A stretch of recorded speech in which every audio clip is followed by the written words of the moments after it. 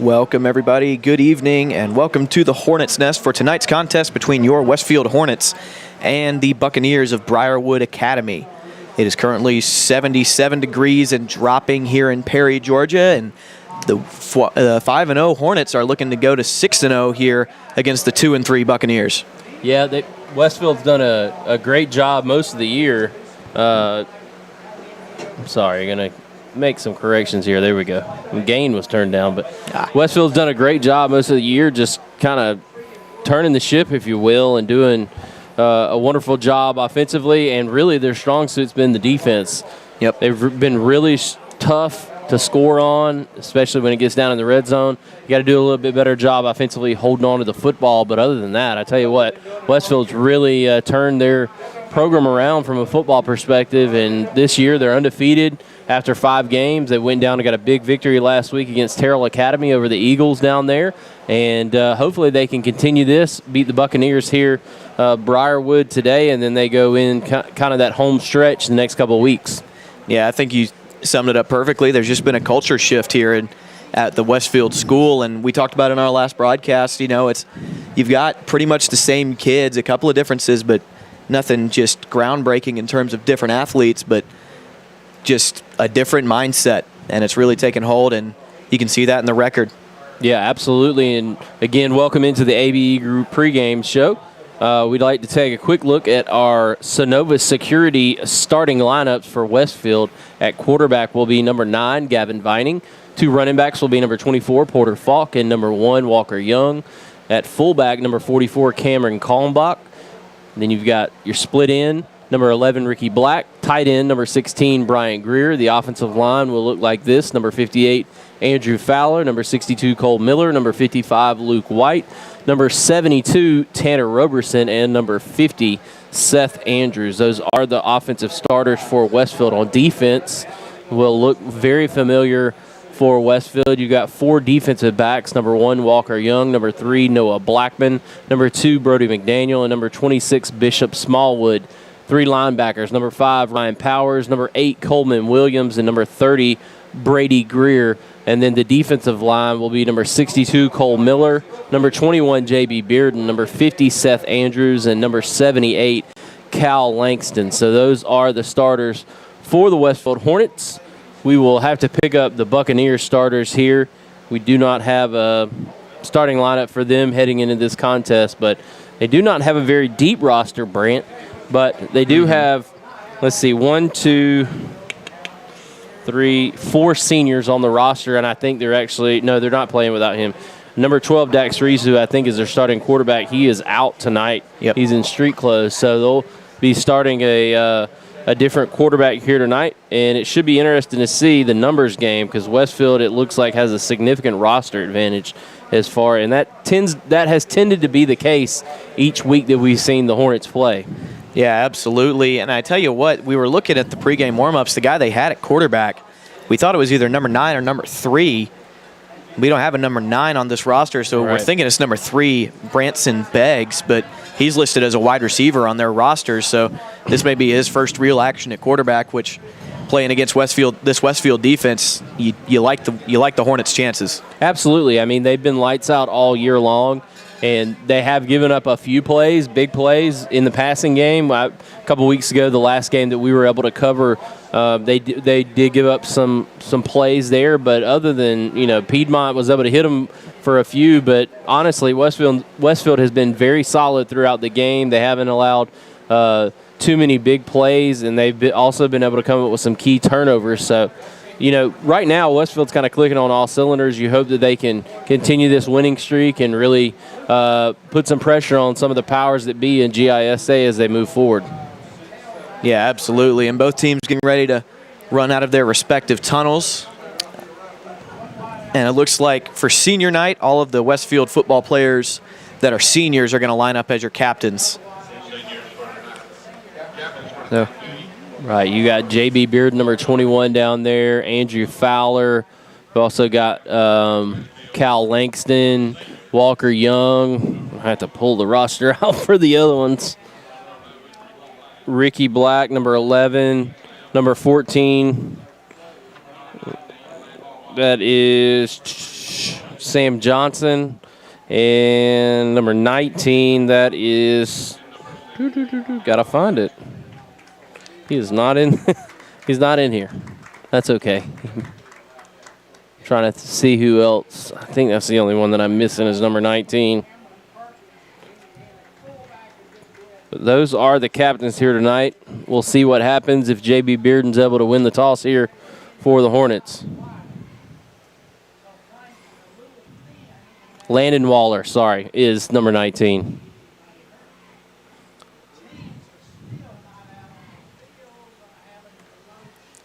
So we'll await the coin toss here. We'll also give you our sponsors again, the ABE Group, Sonova Securities, Houston Healthcare, the Westfield School, Westfield Booster Club, Sonic, and the Swanson Restaurant. We'd like to thank them for sponsoring with us today.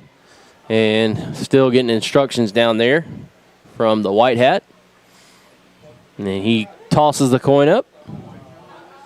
Looks like Westfield may have won the toss, and they're going to defer. So, Brant, that's kind of been the recipe for Westfield when they won the toss. They like to go on defense first. Yeah, absolutely. Like you said, they've played a pretty suffocating brand of defense. And speaking of suffocating, looks like they've got a smoke machine going out there behind Westfield's banner. Maybe it's also a one of the sanitizers as well. We can hope. Right. Such is the world we live in right now. Yep. For the last 8 months or so. But we'll take football and precautions over no football. Absolutely. 10 times out of 10. So Westfield getting set to take on the Buccaneers from, I'm trying to think, Briarwood. They are over near the Augusta area, and I cannot remember the name of their, it's not Sandersville, but it's over in that area. Warrenton. Goodness gracious. Brain goes away from me from time to time. But here come the Buccaneers, and Westfield will be coming out shortly. Yep. It's a lot of smoke back there.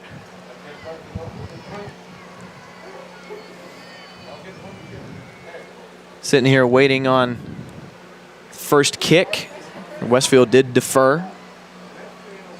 Want to go on defense and prove they can stop him first. Briarwood is getting their kick return out, and Westfield, there they go. Now they're coming out of the tunnel. And There come the Hornets. There come the Hornets.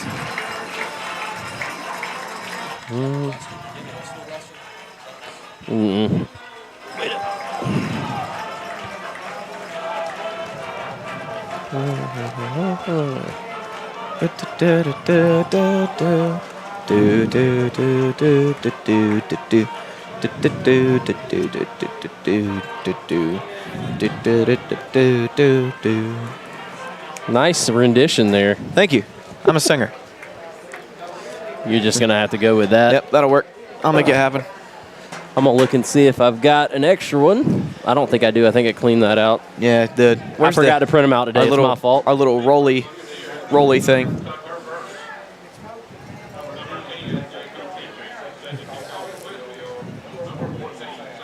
So Sam Johnson will set things up here for Westfield to kick off, and then let's see who's back deep to receive for the Buccaneers. They won't turn their numbers so I can see them.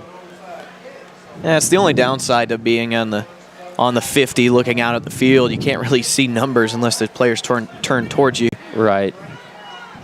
Let's see. Number 10. Yep. That is Jacob Petrie. Number 16 just went back. 16. That's Gage Taylor. Yep. So Sam Johnson set to kick it off.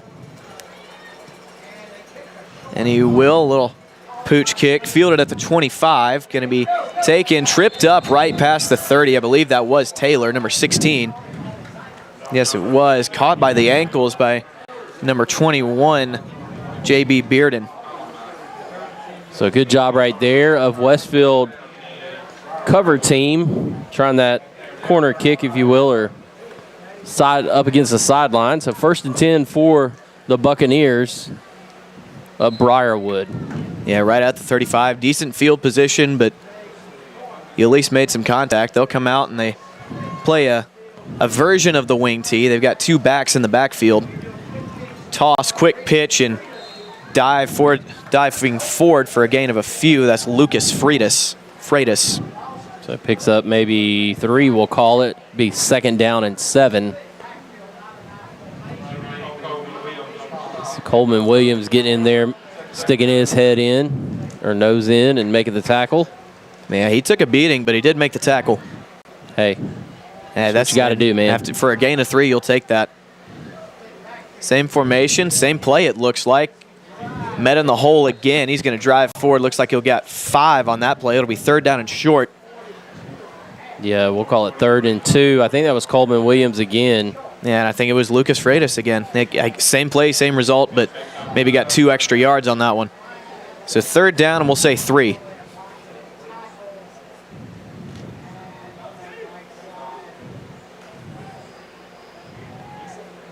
Briarwood going to come out in just a straight I formation.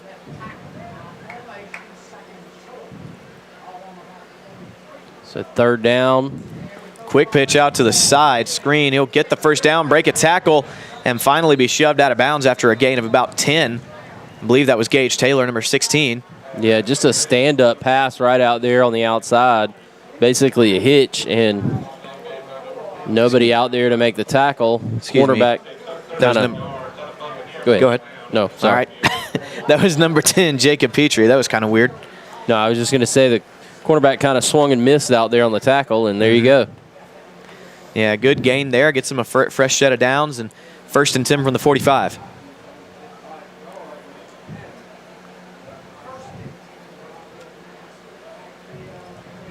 Handoff up the middle, looking for a hole. Not going to get much. Tripped up right past the line of scrimmage. Say gain of 2. So good defense right there from Westfield, and right now Buccaneers trying to give Westfield a little bit of their own medicine. Yeah, absolutely. Just running it up the middle and getting some success, but Westfield with a good stop on that last play.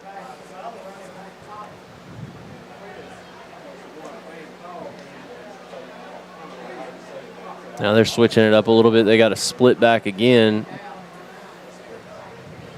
Going to pitch it here to the near side. They're trying to string it out and finally gang tackled right around the 40. That's number 23, Lucas Freitas. Seems to be the workhorse for the Buccaneers. He'll gain 2. The go-to back right there, and it'll bring up 3rd down and 7 for the Buccaneers. Westfield doing a much better job on this series. And you got to think that Briarwood's probably going to go back to the air here as they did on 3rd and short on the previous 1st down. Yeah, 3rd down and 7, you're thinking pass here as a defense for sure. They're going to come out in the I, or no, they'll go into that offset I that they've been doing. We're going to get a timeout called by the Buccaneers. We'll take one with them. Big play here early, 3rd down and 7 when we come back here on the Middle Georgia Sports Network.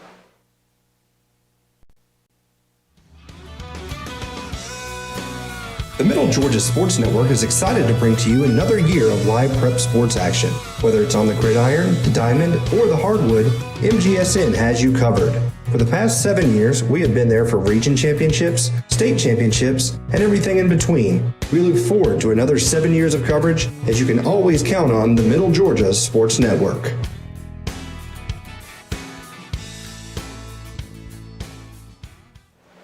Welcome back here to the Hornets' Nest. Staring down a 3rd down and 7 are the Buccaneers. I've been saying they came out in a wing tee. They didn't. They've been coming out in a variation of the I formation. Really playing 2 fullbacks most of the time, but they'll come out in the same. We're going in a shotgun formation here with a back to his left. And now we're going to get a timeout called by Westfield. Little chess match here early. Yeah, it looked like some misalignment by the Hornets defense. I believe Coach Kinsler called that timeout. We're going to stay here.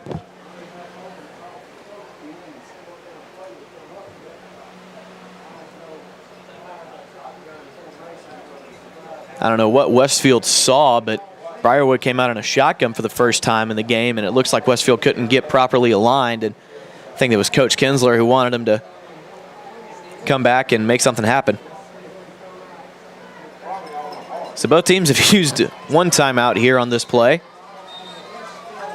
Same situation, 3rd down and 7. Briarwood coming back out.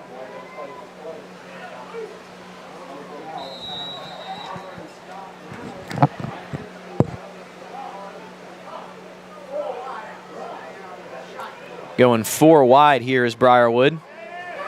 Pass play under pressure, going to loft it up. Open man, he's caught it. Stumbling, and it'll fall down right at the goal line. It'll be 1st and goal from maybe the 2. Just ran right past the safety. Pass complete to number 82, Wilkes Walker. That's a 40-yard pass play. Great strike from the quarterback.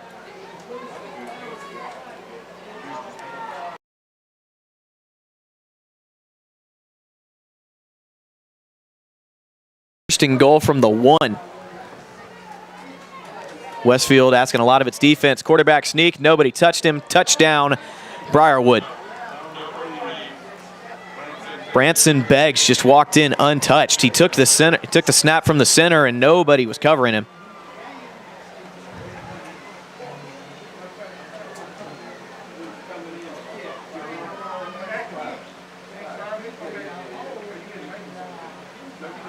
So a first drive ends in a touchdown for Briarwood. Now the extra point to be attempted by number 28. Trenton Cotton. His extra point is up, and it is good. So 7-0 here. First drive does not go well, Brett, for the Westfield defense. Yeah, I mean, you give up a long or almost a touchdown pass there on 3rd down and 7. Got to be a little bit more disciplined, especially on that pass across the middle. Post pattern, and Westfield had nobody at home. Yep, just ran right past the safety. Not what you want. Yes. So now this offense has to respond, which they have barely been able to do here this season. Yeah, I mean, you would think that Westfield would have an advantage, a numbers advantage, so they're going to have to try to play to that strength here on this drive, see if they can't start really pounding the football and trying to impose your will physically. Yep. Gavin Vining and Noah Blackman back to return this kick.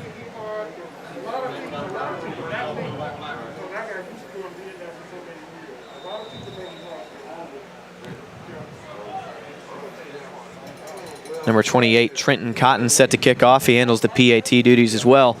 Watched him in warm-ups. He's got a really strong leg, and he's going to send this one all the way back to the 15, where Blackman's going to take it. He's going to have a hole, looking for somewhere to bounce it out, and he's going to be wrapped up and slung down at about the 32. So that is where Westfield's offense will take over, and Gavin Vining and his crew going to try to put 7 up to match Briarwood's. Yeah, Westfield really needs to respond with a long drive, get their defense some rest, even though, honestly, their defense wasn't out there for that long, but give them a chance to maybe come up with something over there and figure out what the heck's going on defensively for Westfield. That's uncharacteristic of them. Yep, going to be talking to Coach Kinsler, getting things settled out. So Porter Falk going to take it around the right end. Not going to really have anywhere to go. He'll dive forward for a gain of a couple. Or maybe not. Well, looks like they're going to mark the line of scrimmage exactly where it was. It'll be 2nd down and 10. Yeah, so Westfield not getting much movement up front right there on that play. Yeah, this is one of the disadvantages of the wing T. You only have 5 guys blocking, maybe 6, but you can really stack the box as a defense. You have 10 guys in there playing the run. Falk in motion again. They're going to give it to Walker Young on the end around, and he's going to be tackled after a gain of 4. Almost had it, but couldn't quite get a block from that side. But other than that, it was wide open, and it's going to be 3rd down and 5. Yeah, really had an opportunity there to bust a big play. Good tackle by the linebacker. And Westfield will have a 3rd down and 6 here, and you don't want to turn the football right back over to Briarwood and give them an opportunity to go right back down the field and score. Westfield has been consistently good offensively so far this year, and right there they fumble the ball. Fullback fumble. Ball is still in the air. Now it's on the ground, and Briarwood has it. Number 22 fell on it, Tucker Lord. It looks like they gave it up to the fullback, number 44. Tried to get the run with Cameron Kalmbach, but ball just popped out of his hands right into the air, and 22 Lord just fell on it. Yeah, it was like he never had a handle on that one. And this is not the start you wanted if you were Westfield. Nope. So first down and 10 from the 50.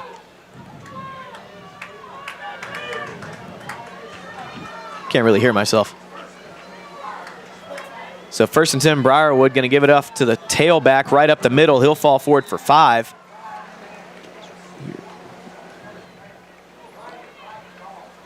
Is that good? That one's over modulating you. It's okay. Vibrating Hold on. in my ear. Yep, there we go. That's better. Working on some stuff here. So second down and 5 for Briarwood.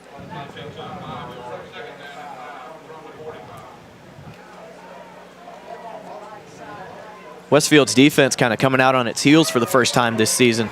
Right, yeah, it's been uncharacteristic of them. We haven't seen them play this way, but you got to give credit to Briarwood. Good job right there for Westfield. Yep, gave it up to the fullback right up the middle, and he got stacked up for a gain of maybe 1.5. It'll be third down and 4.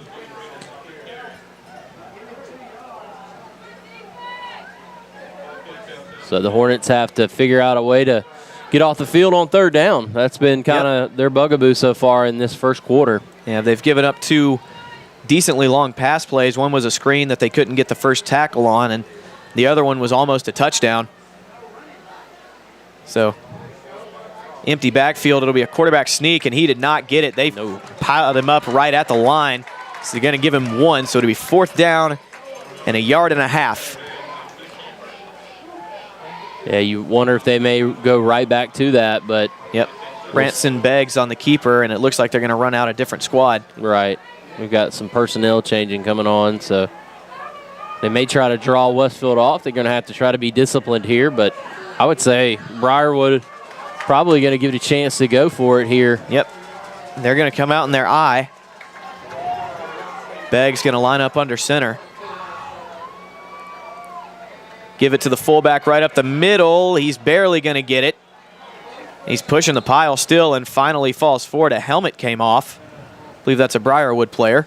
I tell you what, he bounced that immediately. He didn't even hit the hole. Yep. And that was the only reason he got it, because he got penetration right up into his belly. Yep. Lucas Freitas lost his helmet on that one, but the conversion is good. So first down and 10 from the 38 going in. Westfield, they held him on third down, couldn't hold him on fourth down, and now it's a first down and 10. And now you got to get a stop. You got to force some negative plays if you're this Westfield defense. That defensive line has been really good at getting penetration so far this year, and you need that now. And that's not going to do it. Big hole, gashed right up the middle. It's finally brought down by the linebackers. Number 14, Hunter Williams carried the ball. Well, the defender ran right by him. They had a defender break loose, and he ran right by the ball carrier. Yeah, for the first time this year, it seems like Westfield is facing an offensive line that can kind of keep up with their D-line. It's going to put a lot of pressure on your linebackers.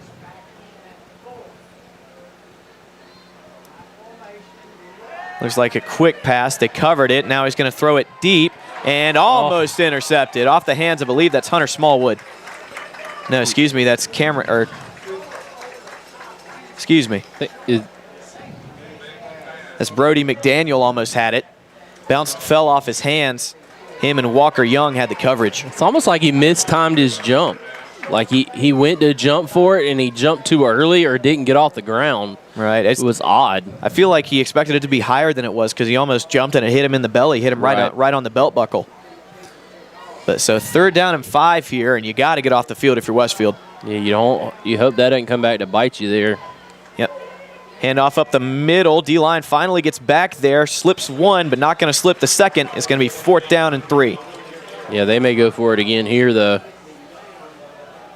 At least think about a hard count, try to draw them off sides. Yeah, this would be, we saw their kicker warming up from 42 in pregame, and he nailed that one. Yeah, the advantage here in the high school level is all you got to do is try to get them to break that into the neutral zone, and it's dead ball. Can't get back, so. It looks like they're going to line up to go for it. They're going to go in the spread here. Now's where you need that defensive line to make a play. Yep. And both defensive ends jumped off for Westfield, and that's going to be an easy first down for them.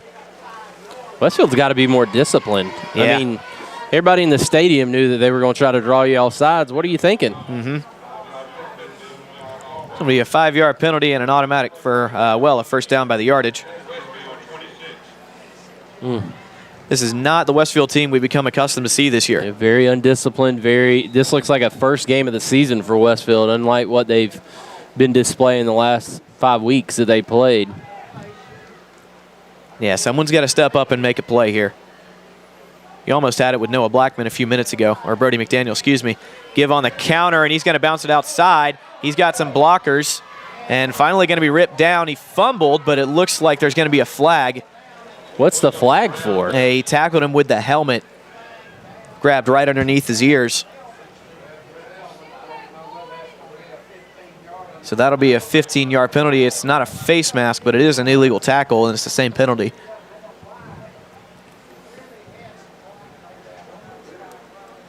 So he fumbled on the play, but he fumbled as a result of a penalty. I wonder what that means. And Westfield definitely recovered it if it was a fumble. Hunter Williams on the carry. He had the first down. Looks like they're going to mark him down right at the 26, but we'll see what the call is. Referee's still discussing it. There's a lot to unpack here.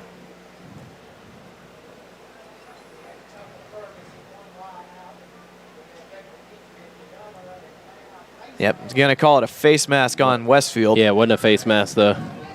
It wasn't, but it was an illegal tackle. It's the same yardage.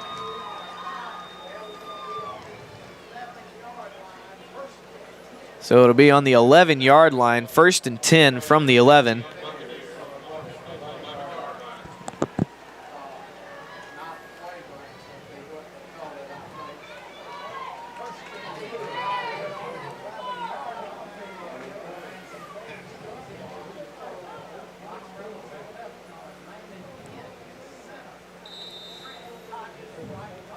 Westfield got to bow their necks here. Don't want to go down this. Don't want to go down like this early. Now they're going to get some motion in here pre-snap. Oh, they all moved early. Yeah, and he fumbled the snap. Now he's just going to fall down. How is there not a flag there? I Three people moved early. I think one guy moved before the snap. He got reset, and then the other two guys moved. The other two guys moved on the snap. Yeah, that's what I saw. They went in motion before the ball got snapped. Well, maybe they did. At any rate, 2nd down and 17 now, so regardless of what could have happened, you'll take the result. Coach Kinsler was going nuts down there. 2nd down and 17 from the 18-yard line, and you got your negative play. Now let's see what you can do with it. Right. I mean, like you said, Brent, I agree. Even if it was a penalty, you probably rather have the play than a penalty there. Yep. Get the down and more yardage. They are going 5 wide here, and it's just going to be a quarterback run up the middle. Offensive line gave him a hole, and he's going to dive for the end zone touchdown. Wow. Branson Beggs just had a huge hole right up the gut.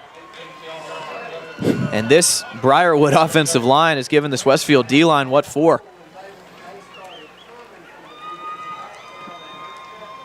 And the linebackers just split out wide. They didn't hold up Beggs long enough for the linebackers to get there. That's just a formation touchdown right there. I mean, absolutely. Everybody's spread out wide. I would be willing to bet the quarterback called that on his own and went upfield.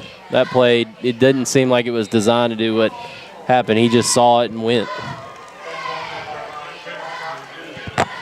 Point after is good from Trenton Cotton. And it's 14-0 Briarwood. So you've given up a long pass that ended up in a touchdown. You fumbled it. Then you give up a couple of big plays on that latest drive. And now you're down 14-0. Westfield's got to respond when we come back here on the Middle Georgia Sports Network. On the field, a successful outcome is the ultimate goal for every team. At Houston Healthcare, our team of healthcare professionals is also dedicated to providing successful outcomes to the patients we serve each and every day. From Houston Medical Center, Perry Hospital, or one of our 3 med stops to the sidelines and locker rooms of our high school athletes, our team is focused on providing quality healthcare that leads to successful outcomes for the patients we serve. Houston Healthcare, advanced medical care closer to home. Welcome back here to the Hornets Nest. Westfield down 14-0 early, and not what we're used to seeing from this Hornet team. Let's see how they could do on this next offensive drive. Had a fumble on their last one.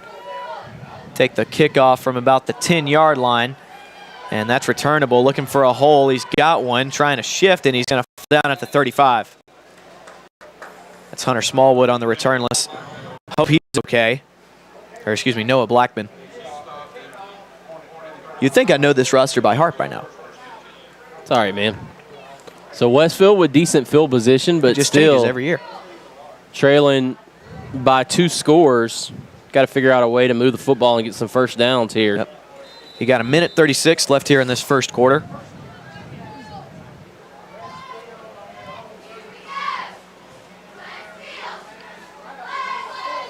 Good first run here.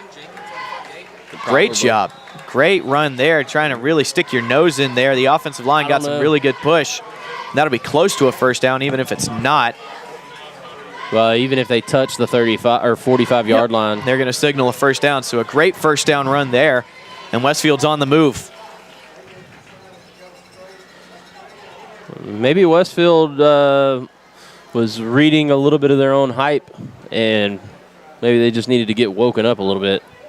Yeah, we can hope. So first down and 10 from the 45. Kalmbach carrying right up the middle. He met his man in the hole, but he ended up getting tackled. Punished him on that run, but only a gain of 1. Sorry, Andrew Fowler was blocking. Somebody pancaked him, number 30, I think it was, and the white hat came in, and Andrew Fowler was trying to help him up off the ground. Yeah, that's play into the echo of the whistle there, but once it's done, you help the guy up and you say, get ready to do that again. That's good offensive line play, in my opinion, but I'm always defensive of the big guys. Walker Young in motion. Give to Porter Falk on the end around, and he'll be tripped up after a gain of 4, so it'll be third down and a manageable 5. Yeah, right now Westfield just one arm tackle or trip, if you will, away from busting one. Yep, they had one the previous drive. They just barely missed it, and right there, another case of that. Yeah, but a good carry around left end, and you made it third down and a manageable. I think they're going to just let the clock run out. Yep. I don't know. Try to get play in there, but looks like Westfield may just take it to the second quarter down 14-0. Yeah, probably the worst quarter of football we've seen Westfield play this year. Hopefully they can turn it around. They got 3 quarters to do it when we come back here on the Middle Georgia Sports Network. I'm involved in a lot of extracurricular activities. I play football, baseball, basketball, and I run track. I love the contact sport. I love the ability to get my feelings and aggression out throughout the hard day or hard week out at practice.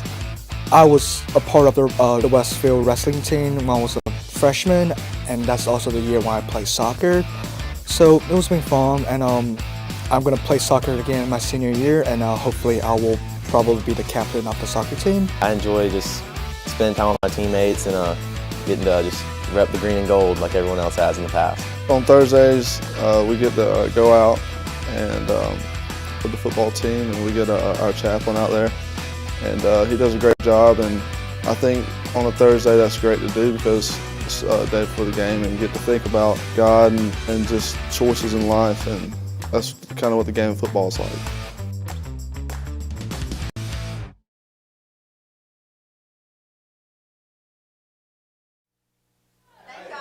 Welcome back. Westfield right at the 50-yard line trying to get a touchdown on this drive. Porter Falk in motion. They'll give it to him, looking for some blocks, and he'll be stacked up right in front of that first down marker. A flag flies in from the back end. If this play stands, it'll be 4th down and 1. We'll see what the play is, what the flag is. Feels like a hold, and that's what it is. Hold on Westfield. So that'll back them up. That's an odd place to see a hold call that far out on the run. almost 5 yards downfield. Yeah, you got to think maybe it was a type of a reach block that a tackle was trying to get. Yeah, I don't know. That's just like I said, it's normally you see something like that close to the pile where the play ends up maybe being like a face mask or something to that effect, but normally not a hold that far down the field. Yep, it'll be 3rd down and 14 now instead of 4th down and 1. And Westfield's got a long way to go. They've proven they can make these plays before, but not against this defense so far today. Well, the issue there is you're off schedule. Behind the chains. Man in motion, fake the toss. Vining going to float it up. It's going to be too far. Looking for Walker Young out of the backfield. Had him, but overthrew it, and it'll be 4th down, and Westfield's going to have to punt. That's a shame. He had him open out of the backfield, but couldn't get the pass to him. Yeah, he needed, instead of floating that because the safety was coming over, he needed to zip that ball in there. Just throw it to him. He's open. But, well, Westfield with some personnel issues. I think somebody just came off the field forgetting that they were on the punt team. Yep.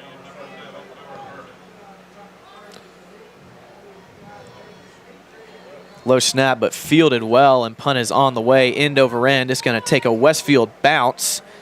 Briarwood, smart decision not to touch it, and it's going to roll all the way inside the 5-yard line, and that's where it's going to be downed. Great punt. I believe that was number 64 or 62. That's Cole Miller. Great punt from him.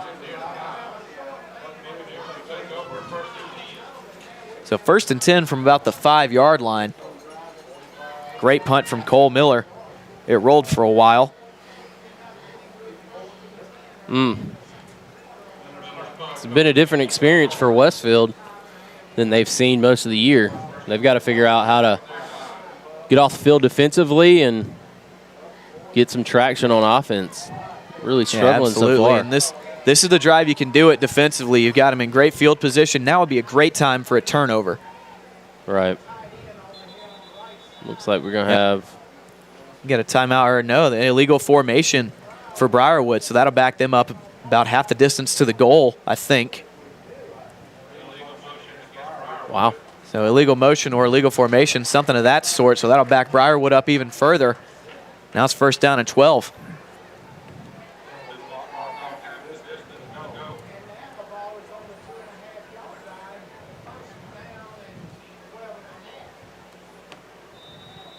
So now you really need a big play here if you're Westfield.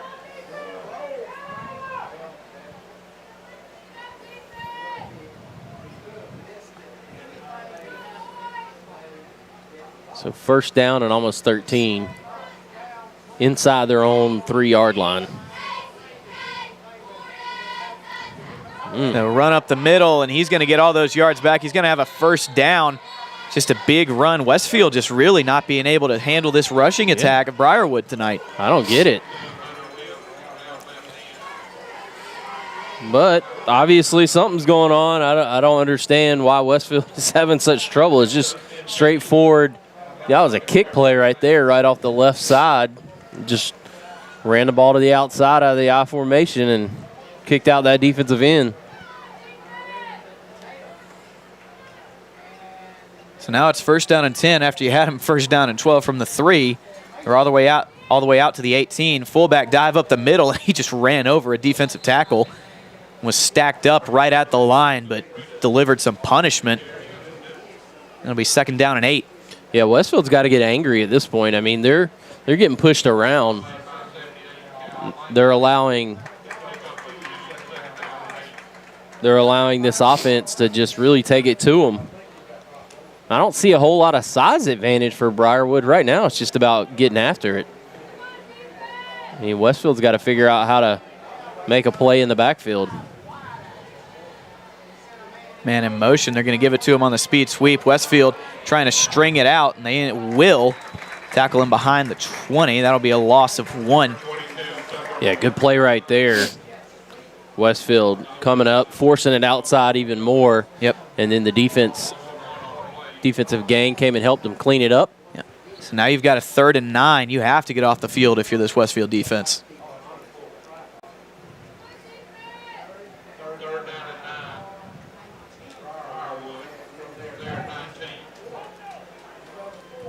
They'll come out in the spread 4 wide with 1 tailback. Westfield's had some trouble with this style of formation tonight. Bad snap, and I think Briarwood covered it up. It's like it hit the butt of the center as he snapped it. He didn't get it clear of his hiney. That's always a bad feeling when you're trying to snap it in the shotgun and you feel it go off your butt. Right. That is a bad feeling as a Because you center. know it's not getting back Oh, there. yeah. And You close know enough that to the quarterback. You know that is laying on the ground about halfway between you and where you want it to go. Right. I don't know which is worse, that feeling or the one where you snapped it so good and then you turn around and look and it's over his head like 15 yards. Oh. So bad punt, shanked it. Tell him Westfield saying, get away from it, don't touch it. You know, What is West? Who was that who came in and tried to touch it? I don't know, but That was all right. Well, yeah. that's one of those things that'll give a high school Wow. football coach heartburn. That's not what you want, but it works out. 1st and 10 from the 26 going in. You have to score on this drive. The guy that'll go get that on a punt will be the one that stands and looks at it on a kickoff. Yep. Westfield, big hole. He's running still on his feet and That's finally Gregory. tripped up. That's Billy Jack Gregory in his first game back at a home game. He played last week, but Billy Jack Gregory weaving his way, getting through holes, and he's tackled right at the 5-yard line. It'll be 1st and goal from there. Well, as I mentioned, we were hoping that maybe this was Westfield decided that they had maybe either came out flat or read a little bit too much hype into themselves. And right now, maybe this will be the drive that gets them turned around tonight. Gavin Vining going to take it in. Looks like he's close to a touchdown. And no signal yet. They're going to mark him down at the 1-yard line. Yep, same play? I wouldn't take it off the line. Oh, yeah. At most, I give it to Cameron Kalmbach straight up the middle. I watched Arkansas State last night against App State, and they did exactly what I was like, oh, my goodness, why did they do that? Ran the ball in the middle the first time, and it was like if you'd have done a zone read keep with a quarterback instead of just handing it off, Yeah. the quarterback had walked in the end zone. Then they came back and ran the quarterback keep, then App stuffed it. Yeah, we had some movement up there on that Westfield line.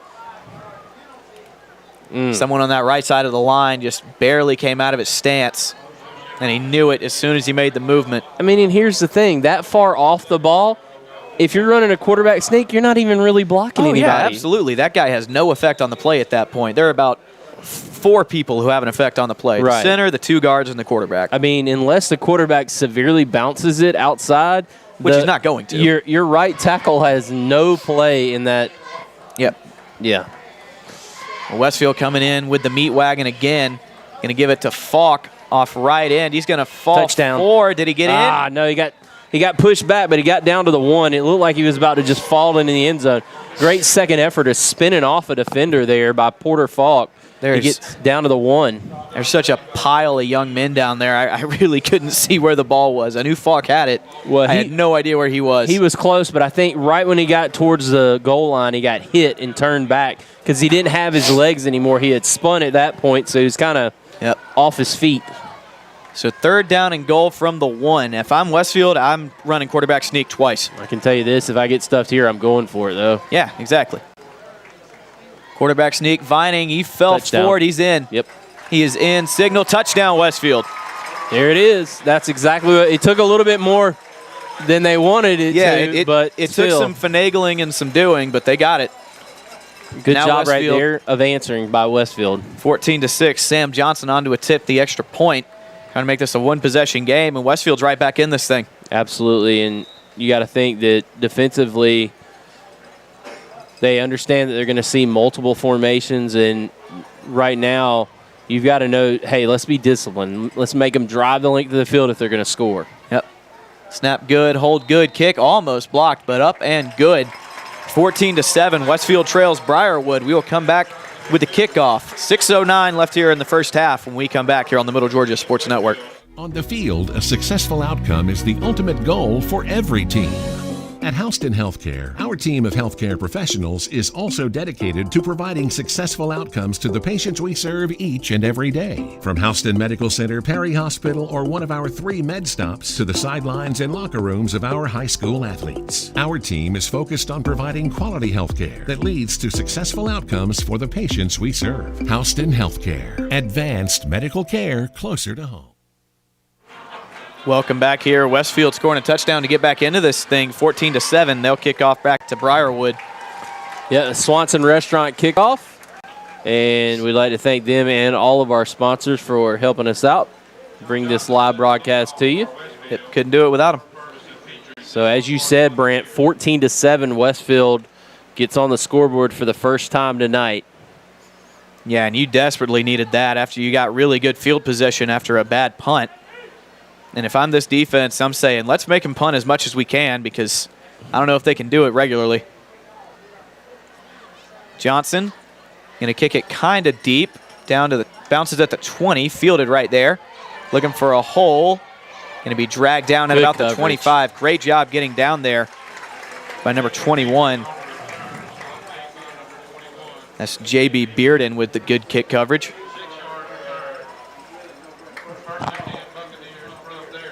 So discipline right here for Westfield.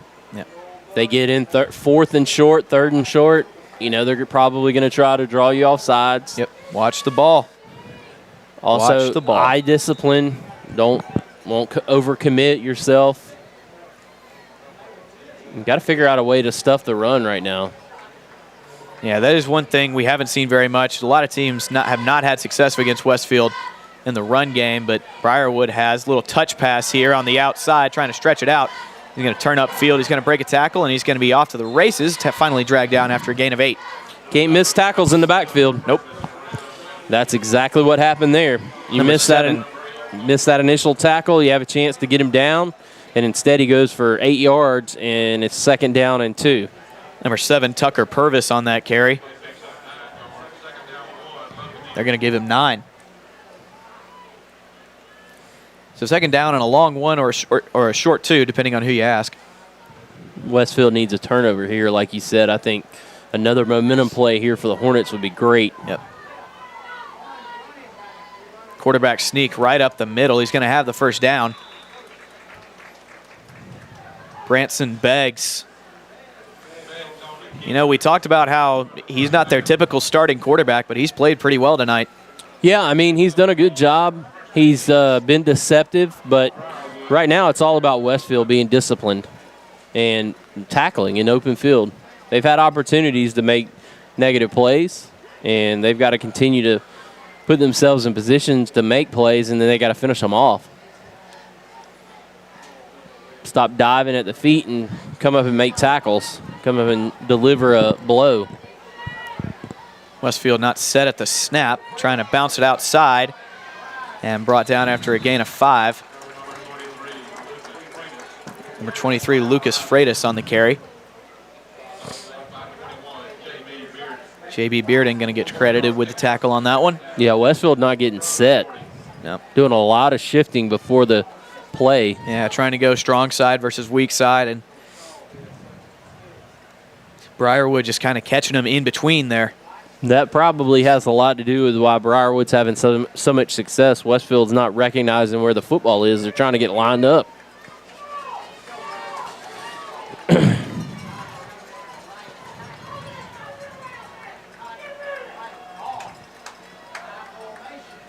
Formation handoff up the middle and stacked up right at the line of scrimmage. I think Cal Langdon got past the line and got a paw on him.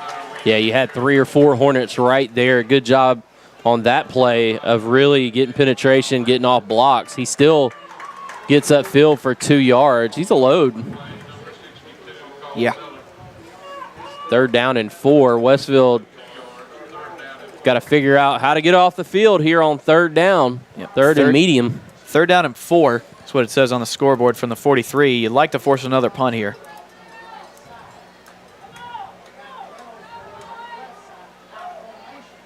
Toss sweep. Ooh, reverse toss sweep. That's Tucker on the Good play. Great job.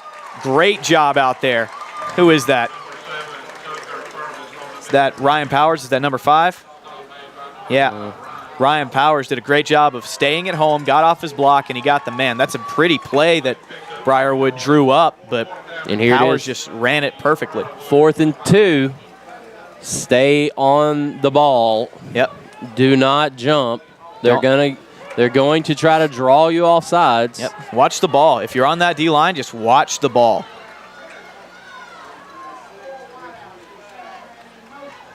Great job that time. So you got 4 wide receivers out there. They're in the spread. Call timeout. Letting the clock run down, staying out there. There it is. Now there's a timeout, Briarwood. I think that's their 3rd, Brett.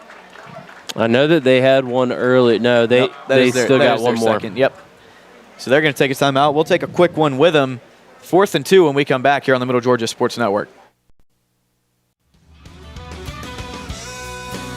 The Middle Georgia Sports Network is excited to bring to you another year of live prep sports action. Whether it's on the gridiron, the diamond, or the hardwood, MGSN has you covered. For the past 7 years, we have been there for region championships, state championships, and everything in between. We look forward to another 7 years of coverage, as you can always count on the Middle Georgia Sports Network.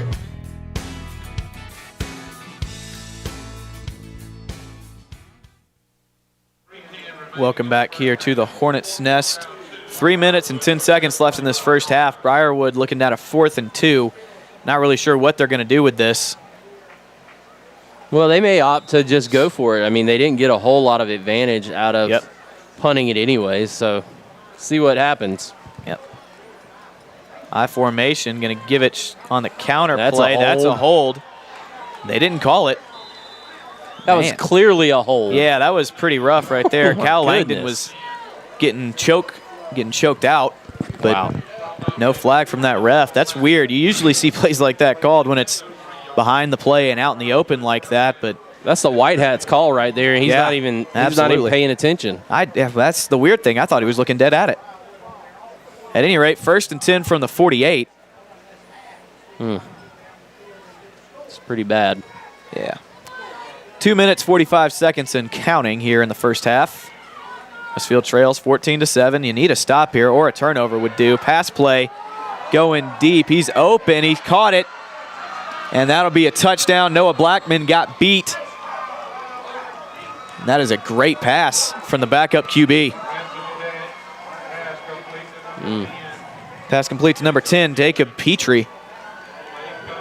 And that was a 52-yard pass pitch and catch from Beggs to Petrie. Yep. You can't let players get behind you. Yep.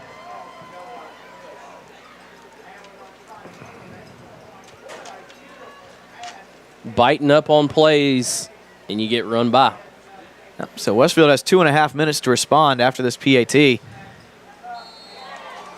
they blocked it. They blocked the PAT. So that's something good. Now it's 20-7 Westfield, or excuse me, 20-7 Briarwood, and Westfield's got time to make it 14-20. Way to get back there. No, the 2 and 3 Briarwood Buccaneers have come in and shell-shocked the 5-0 Hornets.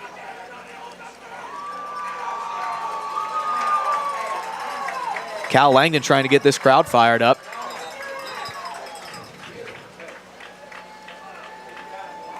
Man, I don't know if you can hear it on our mics, but the play-by-play guys for Briarwood are just going on and on about what a beautiful pass that was from Beggs, and they're absolutely right. Just, you don't expect that from a backup QB at all.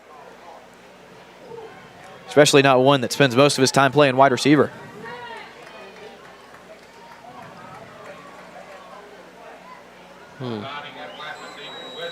Gavin Vining and Noah Blackman back to receive for Westfield. They've gotten a couple of yards, really looking to bust one here.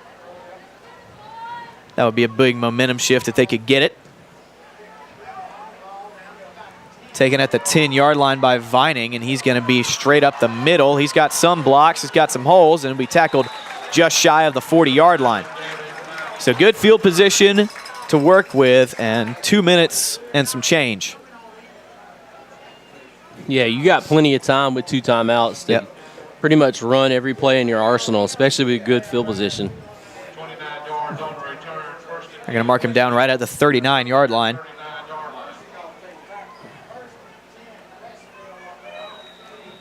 First and 10, Westfield's got to score here. Got to get something on the board.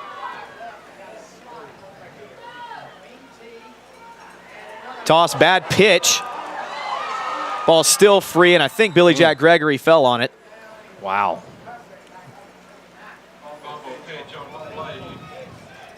So that's not how you wanted to start that drive at all. Nope. Now you're going to be behind the chains. I mean, that wasn't even forced at all. Yeah, that was just a bad pitch from Vining. Terrible pitch. It almost looked like maybe Gregory got ball just wasn't snapped in time. Quick pitch out, and now he's got some space out there to work. This is Blackman, I think. No, Powers, I believe. Oh. Back past the original line of scrimmage. And a full minute has gone off the clock here in rapid time. So now it's 3rd down and 7. Yep. I mean, you may go back to Powers here on a stand-up or something. Vining dropping back to pass, going out to Powers, overthrew him. Flew right over his head. He was wide open, probably going to get upfield. Is there a flag on that side of the play? There is a flag on the ground. I don't think an official threw it, though. There's something pink over there. They're using the pink flags for October. Sideline warning, so no penalty at all. Ah. Yeah, the Briarwood coach is almost out to the numbers. He's still out there. And now he's going to get in the face of his players. I think they're saying that some players were in the coach's box. Powers is going to pick up the first down there with a completed pass. Yeah, absolutely. I mean, he's probably more than likely going to spin forward off of that. So a punt here. It's going to hit at the 30 and take a Westfield roll. It's going to roll out of bounds right at the 20. So 53 seconds here, and if I'm Briarwood, I'm taking a knee and being happy with the score at half. If I'm Westfield, I'm unhappy. That's about where it ends. Yep. I mean, if I'm Coach Fitz, I'm going into halftime and basically saying, hey, if y'all want to win, go out there and play. Yeah. This is the worst half of football we played all season. Yeah, absolutely. This is time. This is when you get a fire lit underneath you if you're a football team. This is one of the moments where, as a coach, you start throwing chairs in the locker room, kicking over trash cans and stuff like that. I mean, you've been beat deep twice. Oh, yeah. Take 2 steps back further. Mm-hmm. Yeah, secondary has not played very well. And you haven't had a whole lot of chances to get beat, but you've been beat every time. And there's the knee. So Briarwood just going to try to take this into the half.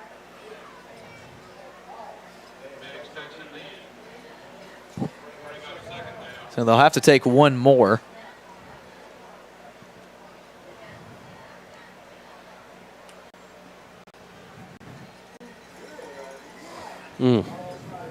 Ugly.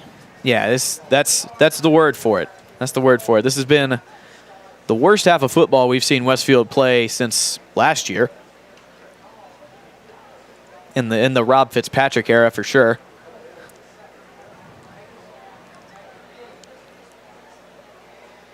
You know, Brett, maybe it feels kind of like this Westfield team maybe just started drinking their own Kool-Aid a little bit. Possibly. And they've gotten punched in the mouth here, and now they have to respond in the second half. Yeah. So 20-7, Briarwood is your score at halftime. And they'll go make some adjustments. We'll take a break. We'll come back with our halftime show. You're watching Hornet football here on the Middle Georgia Sports Network. The Middle Georgia Sports Network is excited to bring to you another year of live prep sports action. Whether it's on the gridiron, the diamond, or the hardwood, MGSN has you covered. For the past 7 years, we have been there for region championships, state championships, and everything in between. We look forward to another 7 years of coverage, as you can always count on the Middle Georgia Sports Network. On the field, a successful outcome is the ultimate goal for every team. At Houston Healthcare, our team of healthcare professionals is also dedicated to providing successful outcomes to the patients we serve each and every day. From Houston Medical Center, Perry Hospital, or one of our 3 med stops to the sidelines and locker rooms of our high school athletes, our team is focused on providing quality healthcare that leads to successful outcomes for the patients we serve. Houston Healthcare, advanced medical care closer to home.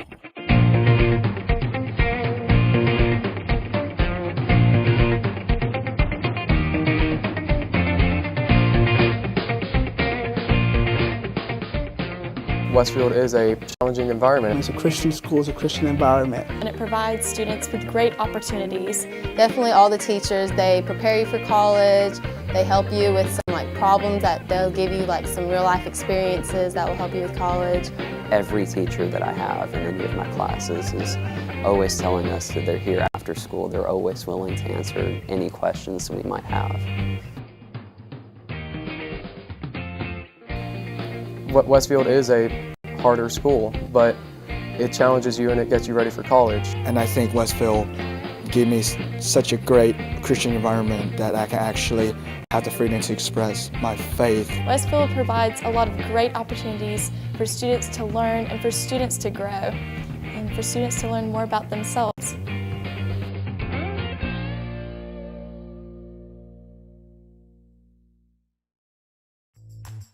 I'm involved in a lot of extracurricular activities. I play football, baseball, basketball, and I run track. I love the contact sport. I love the ability to get my feelings and aggression out throughout the hard day or hard week out at practice. I was a part of the Westfield wrestling team when I was a freshman, and that's also the year when I played soccer.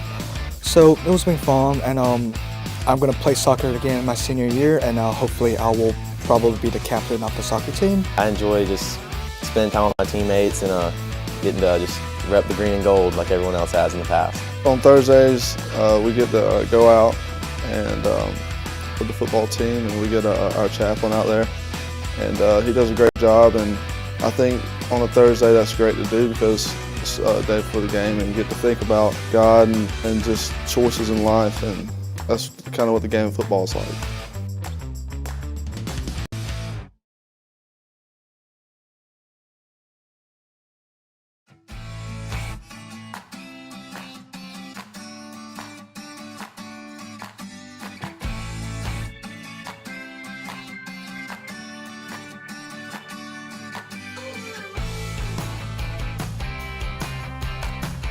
At Westfield, we have different clubs that you can be in. You can choose between a variety of clubs. There's culinary arts, there's Key Club, there's Green Team, there's Tri High Y.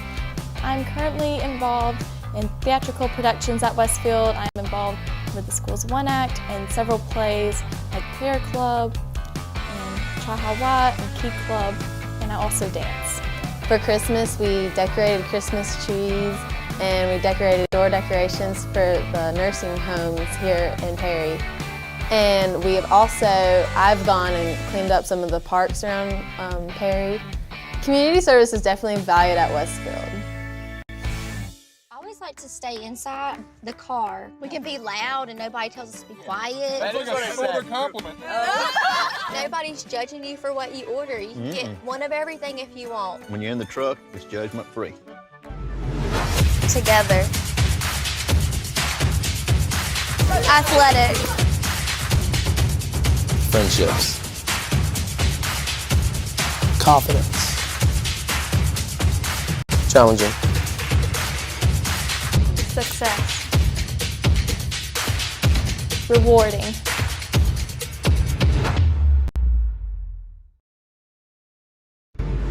There's no such thing as a pretty eater. You're a pretty messy eater.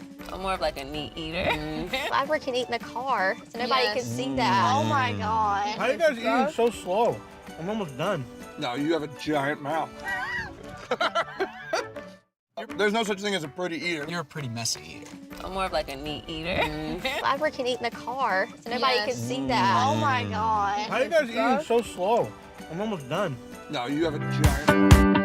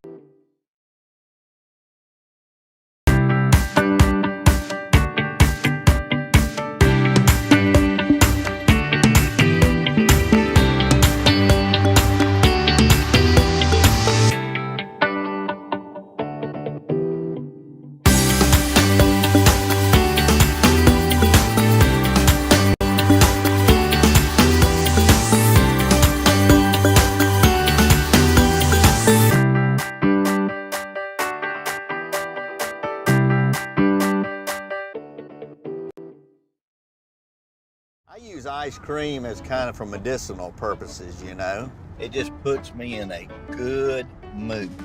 This would be so good for dinner. Very crispy. Spicy. A little tang. A crunch. El crunch. There's a lot of bacon on this thing. It's just oozing. Delicious. I just want dessert. Give me some. Very indulgent. Now, this is delicious. Shaky goodness. And the nice crunch. Oh, that's dangerous. What about the tots? Tots are everything. I use ice cream. The Middle Georgia Sports Network is excited to bring to you another year of live prep sports action. Whether it's on the gridiron, the diamond, or the hardwood, MGSN has you covered. For the past 7 years, we have been there for region championships, state championships, and everything in between. We look forward to another 7 years of coverage, as you can always count on the Middle Georgia Sports Network.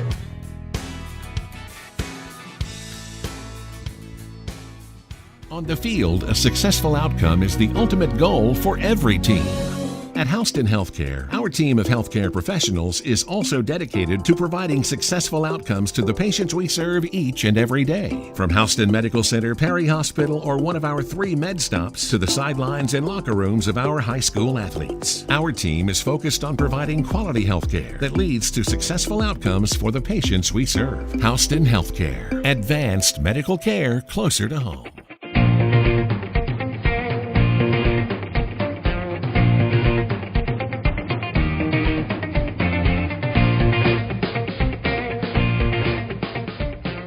Westfield is a challenging environment. It's a Christian school, it's a Christian environment. And it provides students with great opportunities.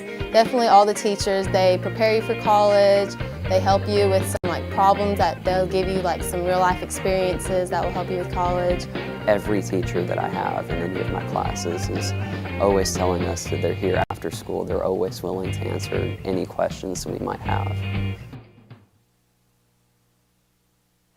And welcome into the Hornets' Nest here at the halftime of the Westfield School Hornets versus the Briarwood Academy Buccaneers. Right now, Westfield trailing here at the halftime 20-7. And Westfield has struggled to move the football offensively and given up a few big plays to Briarwood.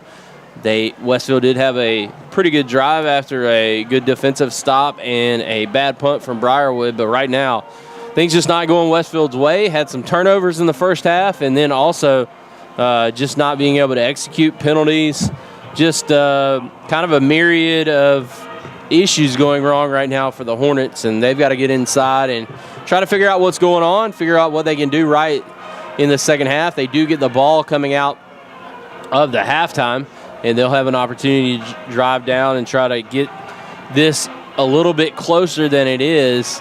They got it to 14-7 there in the second quarter and then gave up a huge pass play for a touchdown after Briarwood was able to convert a 4th down and short. And right now, that's pretty much been the difference. Westfield trails 20-7, and they've got to get a game plan together here at halftime to figure out how they're going to get back in this ball game in the second half. Hadn't heard a whole lot from Porter Falk so far, just a few carries. Walker Young, really the offense hasn't been able to stay on the field too much. So you look to see if they can't get the running game going here in the second half and, try to take the game over from a physical standpoint and let their roster just kind of impose its will. But right now, Briarwood has kept possession of the football and really kept their team well rested for the most part. So that game plan thus far is not really working out for the Hornets. But right now, what we'll do is we'll take a quick break. We'll come back with more of the halftime festivities. You're watching the Westfield Hornet football right here on the Middle Georgia Sports Network.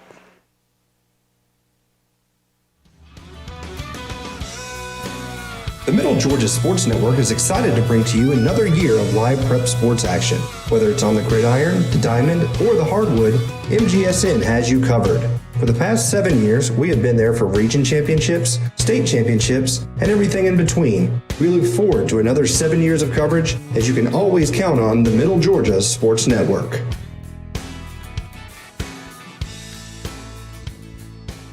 On the field, a successful outcome is the ultimate goal for every team. At Houston Healthcare, our team of healthcare professionals is also dedicated to providing successful outcomes to the patients we serve each and every day. From Houston Medical Center, Perry Hospital, or one of our 3 med stops to the sidelines and locker rooms of our high school athletes, our team is focused on providing quality healthcare that leads to successful outcomes for the patients we serve. Houston Healthcare, advanced medical care closer to home.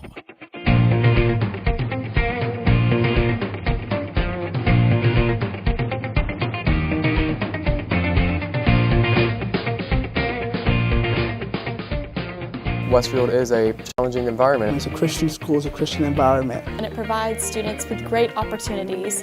Definitely all the teachers, they prepare you for college, they help you with some problems that they'll give you some real life experiences that will help you with college. Every teacher that I have in any of my classes is always telling us that they're here after school. They're always willing to answer any questions we might have. Westfield is a harder school, but it challenges you and it gets you ready for college. And I think Westfield gave me such a great Christian environment that I can actually have the freedom to express my faith. Westfield provides a lot of great opportunities for students to learn and for students to grow and for students to learn more about themselves.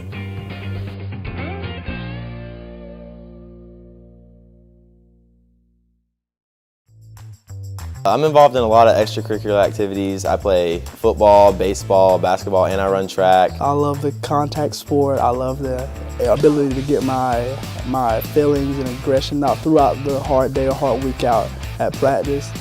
I was a part of the Westfield wrestling team when I was a freshman, and that's also the year when I played soccer. So it was been fun, and I'm going to play soccer again my senior year, and hopefully I will probably be the captain of the soccer team. I enjoy just spending time with my teammates and getting to just rep the green and gold like everyone else has in the past. On Thursdays, we get to go out and with the football team, and we get our chaplain out there, and he does a great job. And I think on a Thursday that's great to do because it's a day before the game, and you get to think about God and just choices in life, and that's kind of what the game of football is like.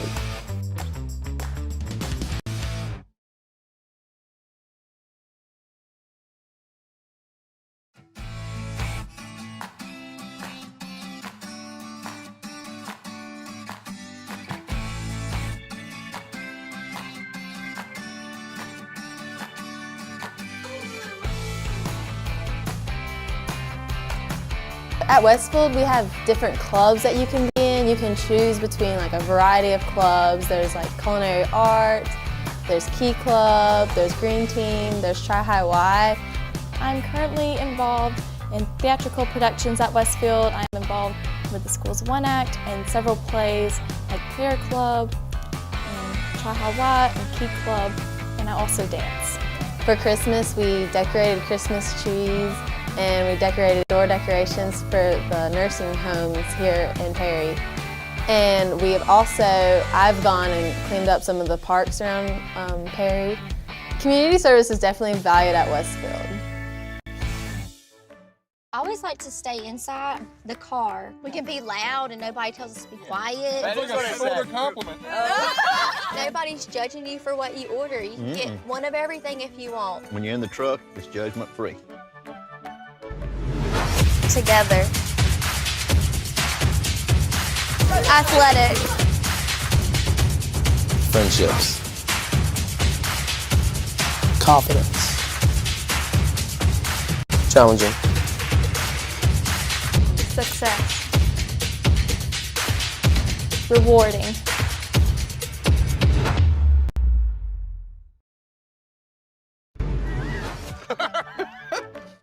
There's no such thing as a pretty eater. You're a pretty messy eater. I'm more of a neat eater. Flapper can eat in the car, so nobody can see that. Oh my God. How are you guys eating so slow? I'm almost done. No, you have a giant mouth. There's no such thing.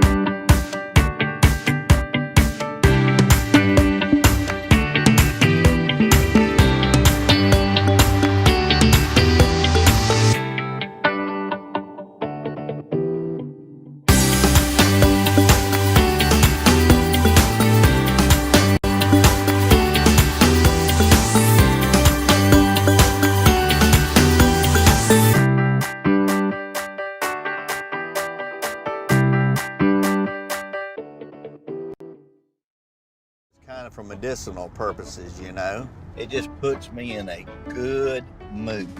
This would be so good for dinner. Very crispy. Spicy. A little tang. El crunch. El crunch. There's a lot of bacon on this thing. It's just oozing. Delicious. I just want dessert. Give me some. Very indulgent. Now, this is delicious. Shaky goodness. And the nice crunch. Oh, that's dangerous. What about the tots? Tots are everything.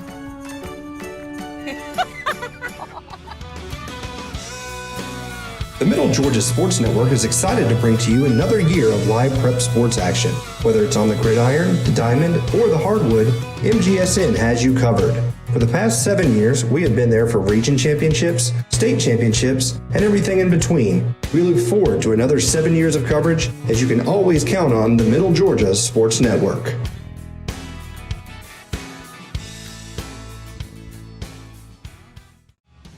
On the field, a successful outcome is the ultimate goal for every team. At Houston Healthcare, our team of healthcare professionals is also dedicated to providing successful outcomes to the patients we serve each and every day. From Houston Medical Center, Perry Hospital, or one of our 3 med stops to the sidelines and locker rooms of our high school athletes, our team is focused on providing quality healthcare that leads to successful outcomes for the patients we serve. Houston Healthcare. Advanced.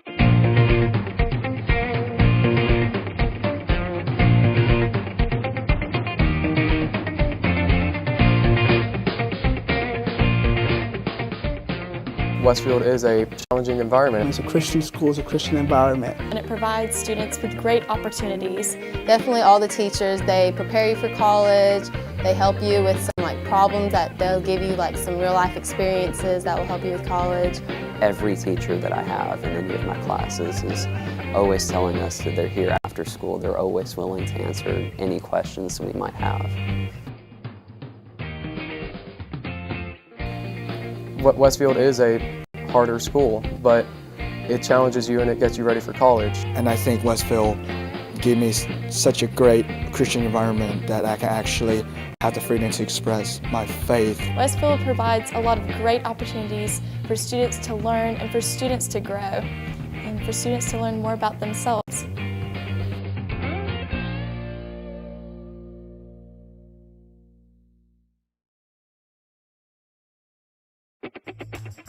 I'm involved in a lot of extracurricular activities. I play football, baseball, basketball, and I run track. I love the contact sport. I love the ability to get my feelings and aggression out throughout the hard day or hard week out at practice.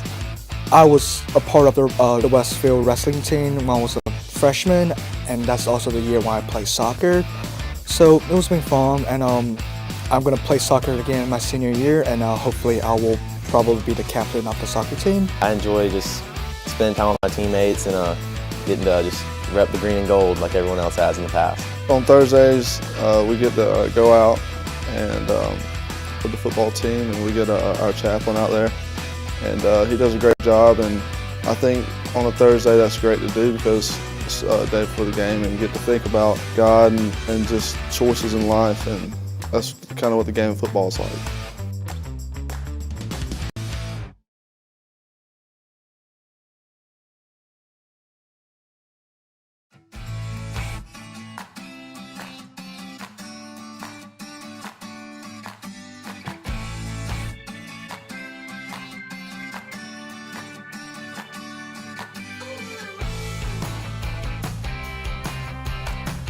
At Westfield, we have different clubs that you can be in. You can choose between a variety of clubs. There's culinary arts, there's Key Club, there's Green Team, there's Tri-High Y. I'm currently involved in theatrical productions at Westfield. I'm involved with the school's One Act and several plays like Prayer Club, and Tri-High Y, and Key Club, and I also dance. For Christmas, we decorated Christmas trees, and we decorated door decorations for the nursing homes here in Perry. And we have I've gone and cleaned up some of the parks around Perry. Community service is definitely valued at Westfield. I always like to stay inside the car. We can be loud and nobody tells us to be quiet. That's like a shoulder compliment. Nobody's judging you for what you order. You can get one of everything if you want. When you're in the truck, it's judgment free. Together. Athletic. Friendships. Confidence. Challenging. Success. Rewarding. You're a pretty messy eater. I'm more of like a neat eater. Glad we can eat in the car so nobody can see that. Oh my God. How are you guys eating so slow? I'm almost done.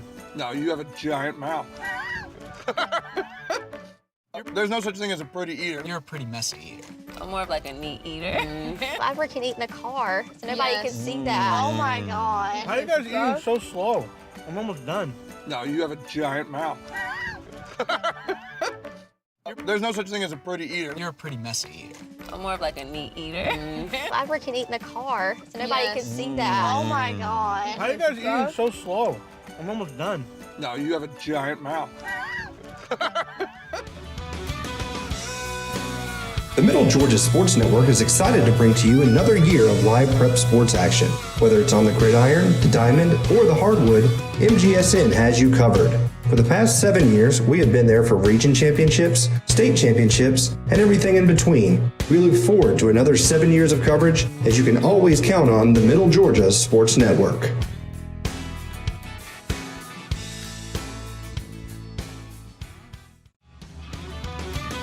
Ready to start the second half in just a few seconds. Westfield trailing Briarwood 20-7. Brett, I'm going to say our keys for the second half are tighten up a little bit on offense and tighten up at the back end on your defense. If you can do those two things, I think you're going to come out of this with a win, but you have to do them. Yeah, I mean, I think holding on to the football, penalties have been huge for Westfield on offense, and then defensively, they got to figure out where the football is on that defensive line, like you said, and then keep things in front of you. That goes back to what you were talking about, tightening up, especially the back end. You just can't let wide receivers roaming free behind you.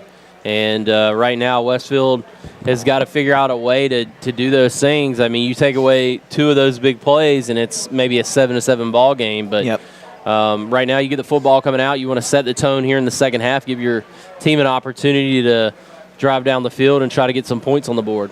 Yeah, absolutely. You get the ball to start the second half and set the tone, like you said. So we're going to have Gavin Vining and Noah Blackman back to return deep. Number 28, Trenton Cotton, set to kick off here for the Buccaneers.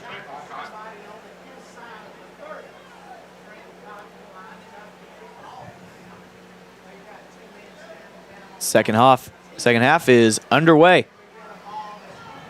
Vining going to take it from the 20. He's going straight up the middle, got a block, and he's going to be brought down at about the 47. And he just ran straight. He didn't have to make any cuts. He just ran straight until he ran into somebody. Yeah, great field position for Westfield. You're talking about 53 yards to score from where they are now. I mean, just you'll take that every time. Yeah, absolutely. Starting out the 47-yard line. You have to set the tone here. Can't do anything crazy. No, right now it's time to drive the football and get disciplined. Yep.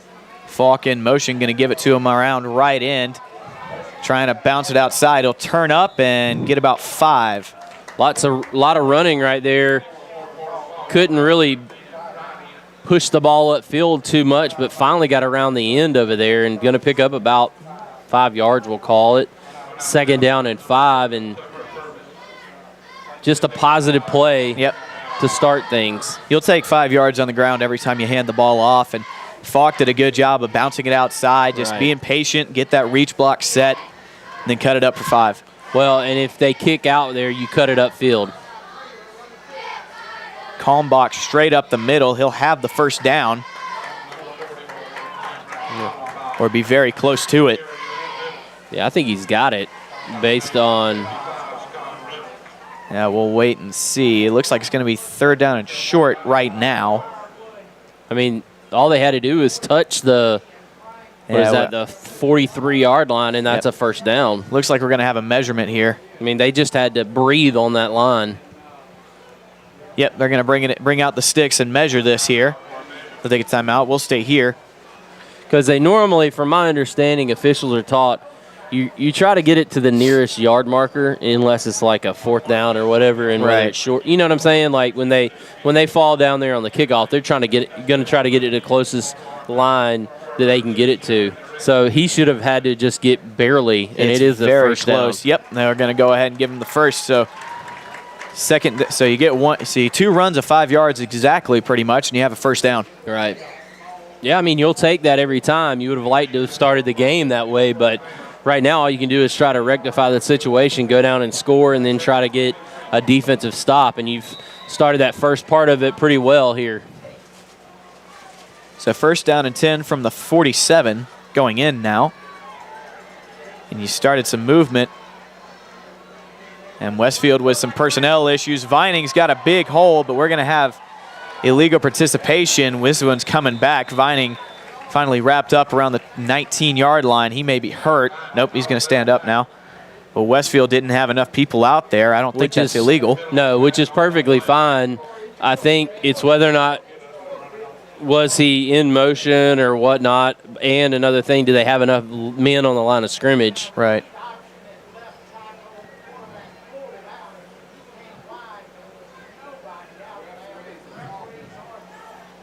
So the referees, and there's if there was only 10 men, they didn't have another back out there. I think that's where Gregory was trying to go. Right.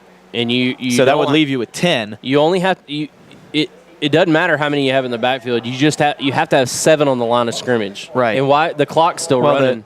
The H-back or the tailback, yeah, they're going to wave that off. So the tailback wouldn't have been on the line anyway. The clock is still running. Yeah. And it ran about 40 seconds off the clock.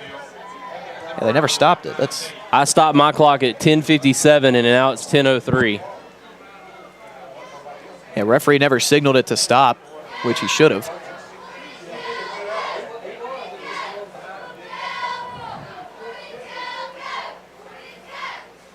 So we'll call that the lost minute of the third quarter.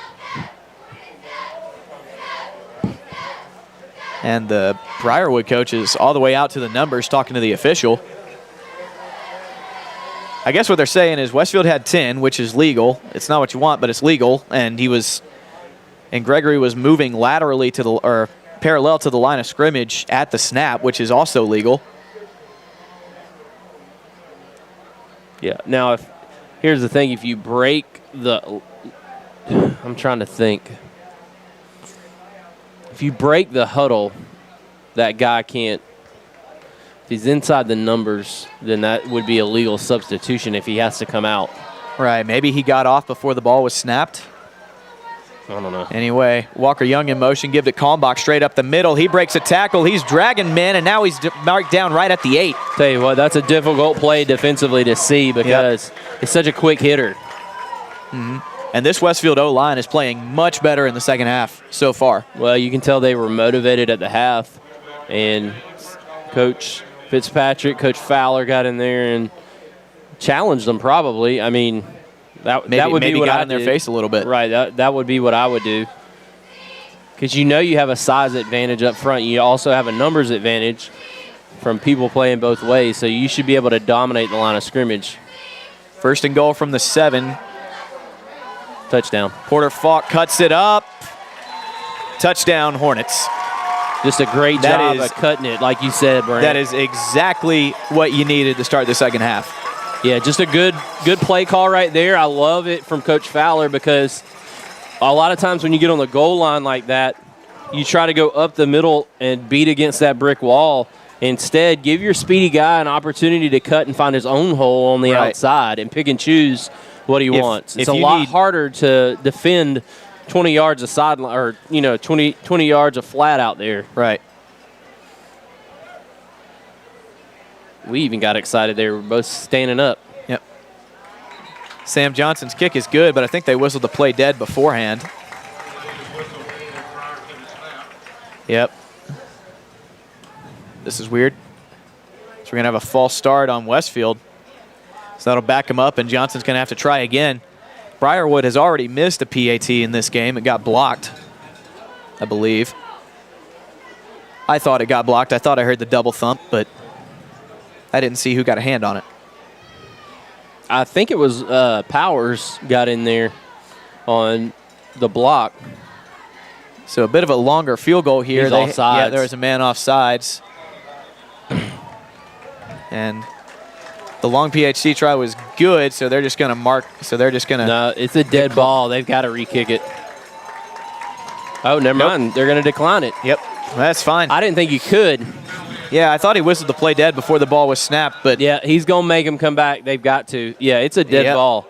Yeah, he blew it dead before the play was snapped, but he signaled that it was good. So, yep, they're going to make him do it again from the original line of scrimmage this time.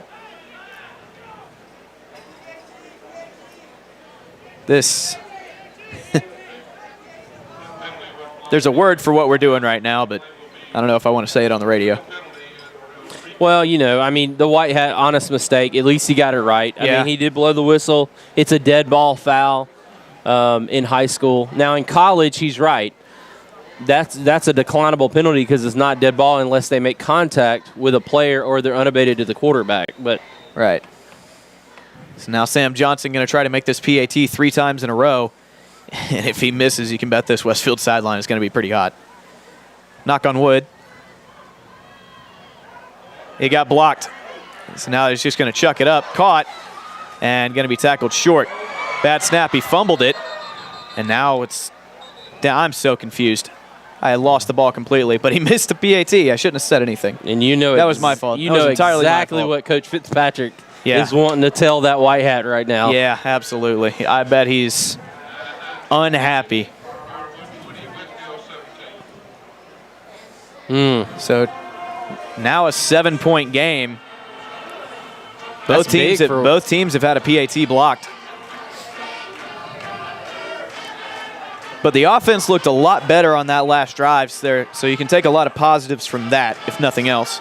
Yeah, absolutely. And I think the energy, you know, that to me, you look at a team and you could tell Westfield, they weren't really into the game there in the first quarter. They started trying to get in the game there in the second quarter when they had the good drive after the bad punt from Briarwood. But right there, you could tell that's the Westfield team that we've seen the last 5 weeks. And you got to hope that that continues, especially on defense, because Briarwood's been able to do a lot of stuff offensively so far in this game, and Westfield's really got to set the tone again here on defense and try to get the football back for that Hornet offense who's shown that they can take the ball up and down the field. They've just got to finish things off here.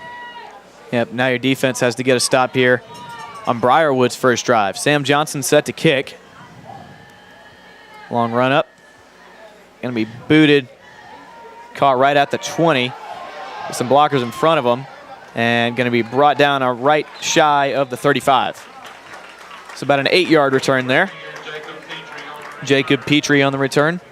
Had one of those long touchdown catches in the first half.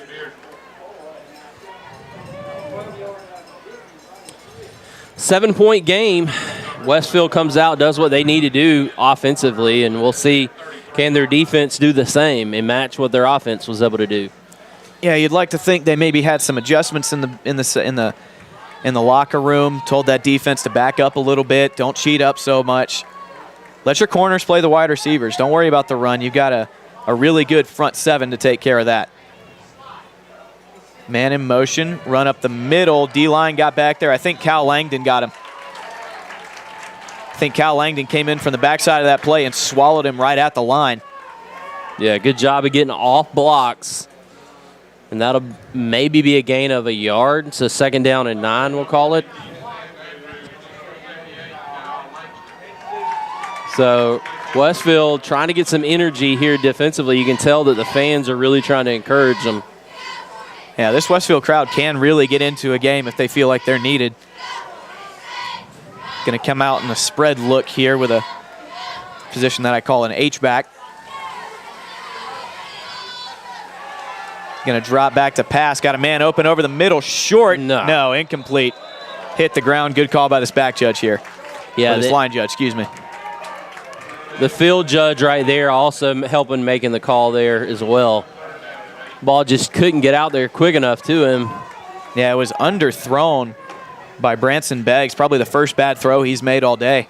Well, Cal Langston was bearing down on him and made the tackle. So probably wasn't able to step into the throw. Yep. So 3rd down and 8. Probably going to have to be called on again this secondary, and they can't get beat this time. Drop back to pass, going to throw deep, hit as he throws. Just over the head of his wide receiver, had a man open again. That's number 10, Jacob Petrie, got behind that Westfield defense again, and it'll be 4th down and 8. And unfortunately for Briarwood, this is kind of the nature of the boom and bust offense. And, I mean, that's been how they have operated today. They've really thrived on the big play, but when it's not there, now you turn the football back over, and there's only been, less than 2 minutes off the clock, and you're already giving the ball back to Westfield. Yep. Punt on the way. Much better punt this time. It'll bounce at the 45 and take a Westfield bounce. And Westfield's going to have the exact same field position that they started the half with, right at the 47-yard line of their own. So yep, Westfield you couldn't have scripted this second half better for Westfield, at least to start out with. Yep, 8 minutes to go here in the third quarter and a chance to tie it up on this drive. We'll see what Westfield does. Porter Falk ran good on that last drive. Gavin Vining had a big gain. I will amend my comment. If they would have made the extra point, you couldn't have scripted it better. Yeah, absolutely. Billy Jack Gregory, nope, giving it to Porter Falk on the reverse, looking for a hole, and now he's through. Bounces off one tackle, still on his feet. Trying to outrun him and finally brought down shy of the 20. Big run there for Porter Falk. And will the roster numbers start make a difference? Will that be the difference here? Will that start to poke its head through and be an impact in this game? Because right now, it looks to me like Briarwood may be a little winded. A lot of hands on hips. Yep. A lot of trying to figure out what's going on and where the football is for Briarwood. Yep, they're getting beat now on this line of scrimmage, and Westfield trying to hold that momentum. Porter Falk going to come off for this play. Jack Gregory in motion, Vining on the option, going to take it himself, and he'll get a couple. Yeah, that play almost could have been blown up in the backfield, but a good job of Vining fighting upfield and getting the extra yardage after contact. Picks up about 3 on the play, so still staying ahead of the chains, and that's what you want if you're a running team like Westfield is. You want to stay on schedule offensively. Westfield 2nd down and 7 now, finally with some momentum in this game. Man in motion, give it to Walker Young. Yes, Walker Young. I'm sorry, I couldn't get a number. Walker Young on the speed sweep, and he'll be close to the first down. Yeah, I think he's just a yard short, Brant. But that play has been successful all night. You can tell that Briarwood has really devoted a lot of their attention to the interior play calling from Westfield. Looks like we may have a measurement, though. I thought he was a little short, but you can tell Briarwood is committed to inside runs. Absolutely. And right now, Westfield is gashing them on the outside. Porter Falk scored the touchdown on a similar run. They've also gotten the speed sweep or rocket sweep, whatever you want to call it, on the handoff there. Jet sweep. And depends on who you're talking to. Yeah, Walker Young does it perfectly on that play. He may have picked up a first down, and he did. Yep. So it'll be 1st and 10 from right shy of the 10. So they can get a first down, but it'll be hard to do without getting a touchdown. Right. So good play call, and you can tell that Coach Fowler's really keyed in on where Briarwood is trying to, stop his team offensively. And, your play caller, you take what the defense gives you. So Westfield working with a 1st and 10 from the 11-yard line. Westfield looking to tie this game up on this drive. Falk in motion. Vining going to keep it himself, turning up, and he will waltz into the end zone. Touchdown, Hornets. Tell you what, Andrew Fowler just absolutely plowed somebody down there, coming across the formation, and they just cleared out, and you could tell that lane just opened up. They kicked that outside linebacker out of the way, Vining right up the middle. He just kind of squirted through. Yep, he faked the handoff to Kalmbach, and Kalmbach picked up a block on a linebacker as well. And I think once he got past the line of scrimmage, there was nobody in front of him. Right. I mean, this is two completely different teams. Yep, this is a lot closer to the Westfield we've known so far this year. That kick is up and good. We are tied at 20 with 6.5 left here in the third. Westfield has tied it up on that drive. We will come back with more right here on the Middle Georgia Sports Network. On the field, a successful outcome is the ultimate goal for every team. At Houston Healthcare, our team of healthcare professionals is also dedicated to providing successful outcomes to the patients we serve each and every day. From Houston Medical Center, Perry Hospital, or one of our 3 med stops to the sidelines and locker rooms of our high school athletes, our team is focused on providing quality healthcare that leads to successful outcomes for the patients we serve. Houston Healthcare, advanced medical care closer to home. Welcome back here to the Middle Georgia Sports Network. Westfield has played much better here in the second half. Tied the game up at 20 in just 1 quarter. We'd like to thank the Swanson Restaurant for sponsoring the kickoff here. Westfield, as you said, Brant, comes out, scores 2 straight possessions, and has tied the game up here in the third quarter with 6:34 to go in the third. Sam Johnson back to kick, and we'll see if he goes short yet again. Yeah, I don't think really Johnson has the leg to pin anybody deep, so Westfield, or well, no, that one's going to be back at the 10. I'll eat crow on that one. And he's tackled just shy of the 25. So great coverage, good kick from Sam Johnson, and Westfield has really come out in attack mode here in this second half. Calling out Sam Johnson like that, Brant. Yeah, hey, you know what? You know what? Sometimes that's what you need. I'm kidding, man. Hey, you know what? He proved me wrong on that one. Yeah, good job. It wasn't very high, but it got there. And I tell you what, Briarwood thought it wasn't going to get there either, and they were played up. They're lucky that the ball didn't get over the head of the returner. Yep. So Westfield looking for a strong defensive stand here. And if they can do that, they can take the lead on the subsequent drive. High formation. And off to the tailback, trying to string it out. And great job. Great job there. Noah Blackman on the tackle. Yeah, just chopping him down there in the backfield, and there he makes the tackle. Cody McDaniel, again, excuse me, man. There he makes the tackle. Earlier he wasn't able to make the tackle, and he just kind of chopped him down right at the knees. Yep, great job getting back there. They strung it out, and the first guy there made the tackle for a loss of 1. Second down and 11. This Westfield defense is just flying around out there. Yeah, but here's the thing. You got to not overcommit to the run game here, because you know that if it gets 3rd and long, 2nd and long, you may see something over the top. Yep. There it is, trying to roll out. Walker Young in coverage. What a catch. Wow, Jacob Petrie just skied to grab that. If it went over his head, Walker Young had an easy pick. But just outsizing Walker Young there. Petrie's a big kid, and he just jumped over Walker Young right in front of him. Well, Young did make the tackle, though. So 1st and 10 from the 35.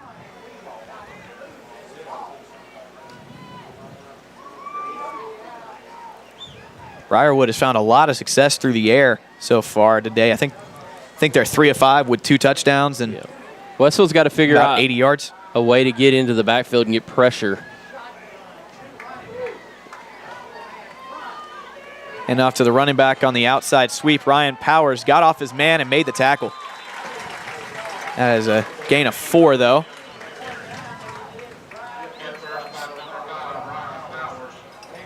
Ryan Powers is being pushed backwards downfield, but able to shed his block and grab the ankles of the ball carrier. I want to say that was number 14, Hunter Williams. Yeah, 4:48 to go here in the third quarter, and it's 2nd down and 7. And again, Westfield in that territory here for Briarwood where you got to figure run or pass. So you got to be disciplined. Don't let someone get behind you. Yep, I formation. Going to sprint out here, looking for Petrie again. Same play as last time, but that time good form tackle from Walker Young. Yeah, but he's still going to have the first down. Yep.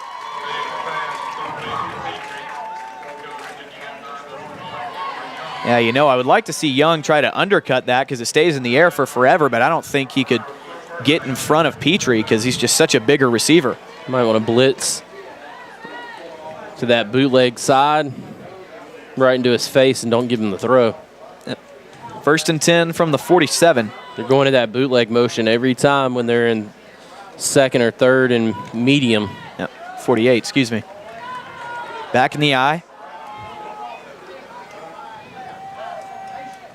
Handoff straight up the middle. Cal Langston just right there.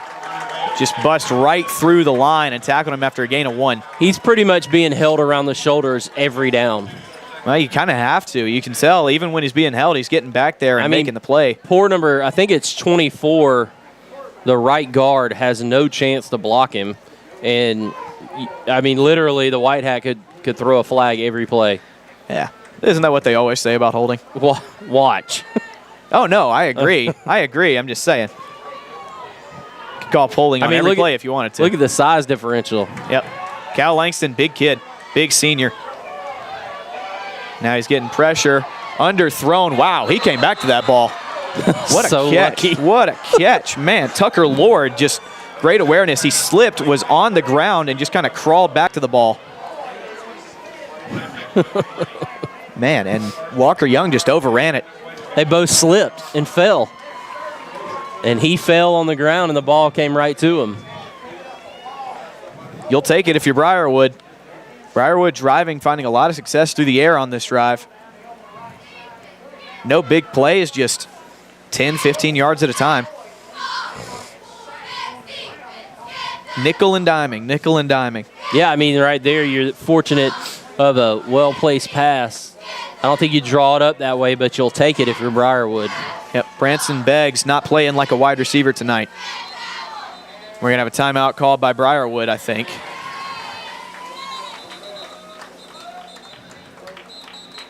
Oh, no. Uh-oh. Now we're going to have a discussion about whether it's delay a game or a timeout. Yeah, that was... Yeah, we're going to get a timeout here for Briarwood. They will burn one here. We'll take a quick timeout with them. 1st and 10 from the 30, Briarwood driving when we come back here on the Middle Georgia Sports Network.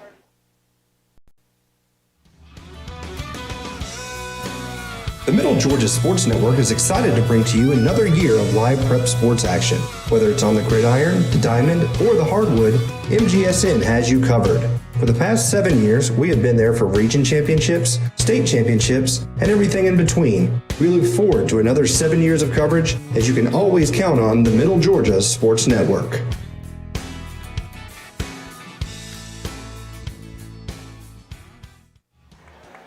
Welcome back here to the Hornets' nest. Briarwood looking at a 1st and 10 from the 30. Westfield staring down the barrel of a passing attack that they were not quite ready for. Well, I think the adjustments have been made by Briarwood. They're going to a lot of play-action pass on this drive. Westfield's got to figure out a way to defend the pass, especially out of that bootleg action.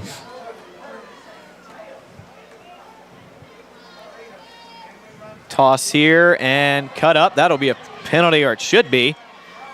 Yep, they're going to drag him down after a gain of 3. Man, he just got laid. Grabbed around the waist and spun around, but no flag thrown. Seth Andrews going to get credited with the tackle. 2nd down and 7 following that toss sweep. That was Tucker Purvis on the carry.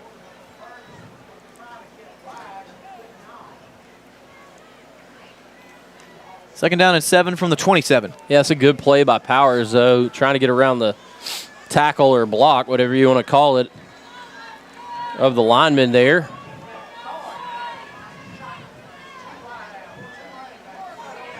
Going to drop back to pass, straight drop back, and now he's got a hole up the middle and brought down. Great job there. Defensive lineman wrapped him up right as he got past the line of scrimmage. That's big number 50, Seth Andrews. So 3rd down and 4, we'll say.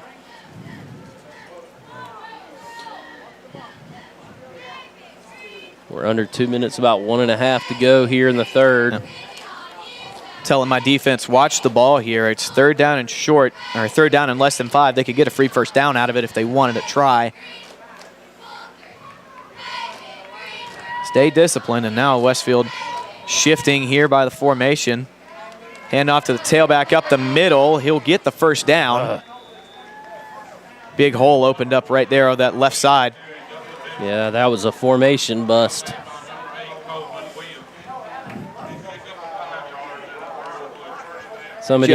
Just over a minute here in this 3rd quarter, tied at 20. Somebody didn't fill their gap there. Got to have gap responsibility, and they did not do that. 1st and 10 from the 19. Clock running under a minute now. Back in the I formation. Now would be an excellent time for a turnover. And off up the middle, stacked at the line of scrimmage. He'll fall forward for a gain of 2. And if they choose to, they can just run out the clock here.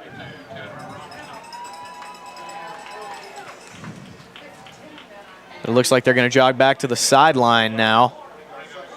So we will go to the 4th quarter, game tied at 20.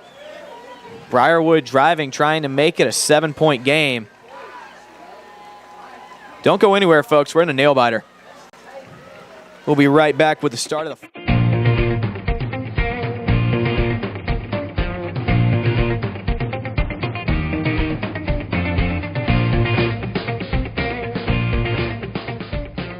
Westfield is a challenging environment. It's a Christian school, it's a Christian environment. And it provides students with great opportunities. Definitely all the teachers, they prepare you for college.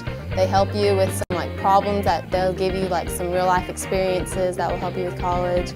Every teacher that I have in any of my classes is always telling us that they're here after school. They're always willing to answer any questions we might have. Westfield is a harder school, but it challenges you and it gets you ready for college. And I think Westfield gave me such a great Christian environment that I can actually have the freedom to express my faith. Westfield provides a lot of great opportunities for students to learn and for students to grow and for students to learn more about themselves.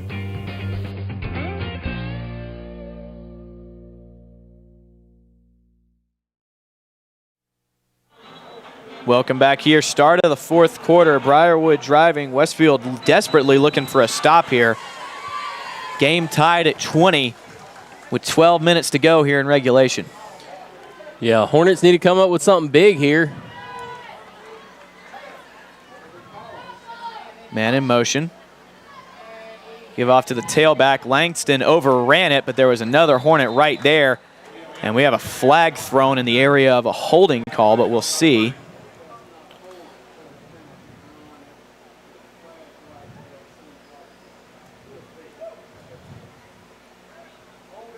It'll be holding against Briarwood, and that'll back him up 10 yards. It'll be 2nd down and 17 now. If you notice right there, they overloaded this near side, and they ran it back to the short side right there, trying to catch Westfield in a numbers game. So 2nd down and 16 from the 26.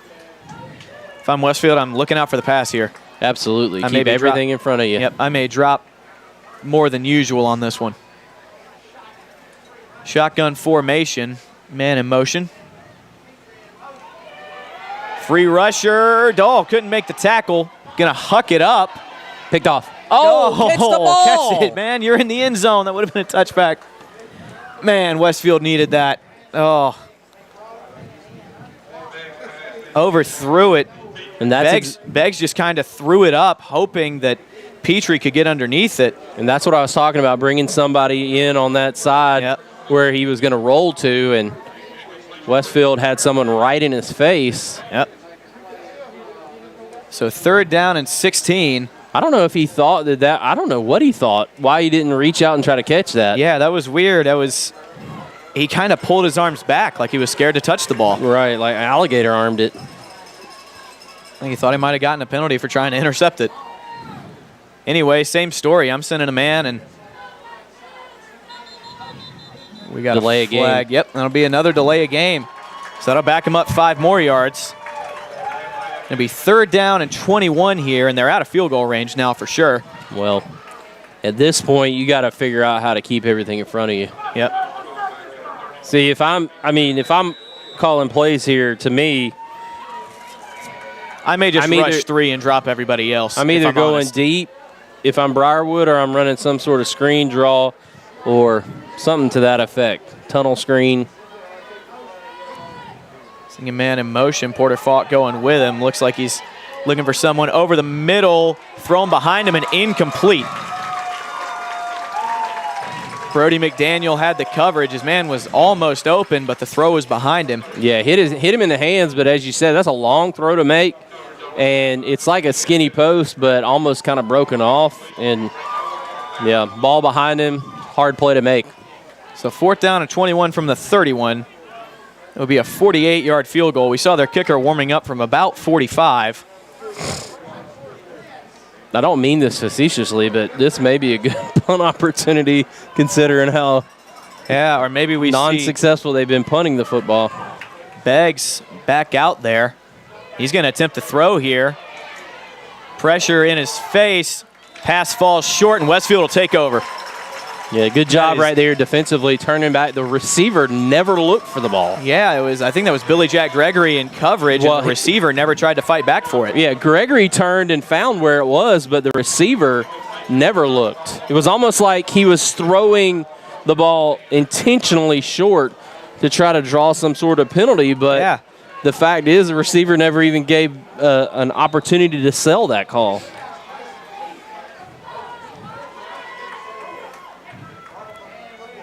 Dodge bullet right there for Westfield. Yep, so now you can take the lead. Falk on the end around, and he's going to cut up.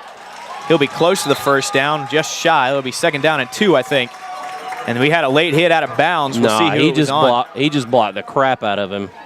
And there was a flag thrown on the Westfield sideline. Walker Young and number 22, Tucker Lord, tied up over there.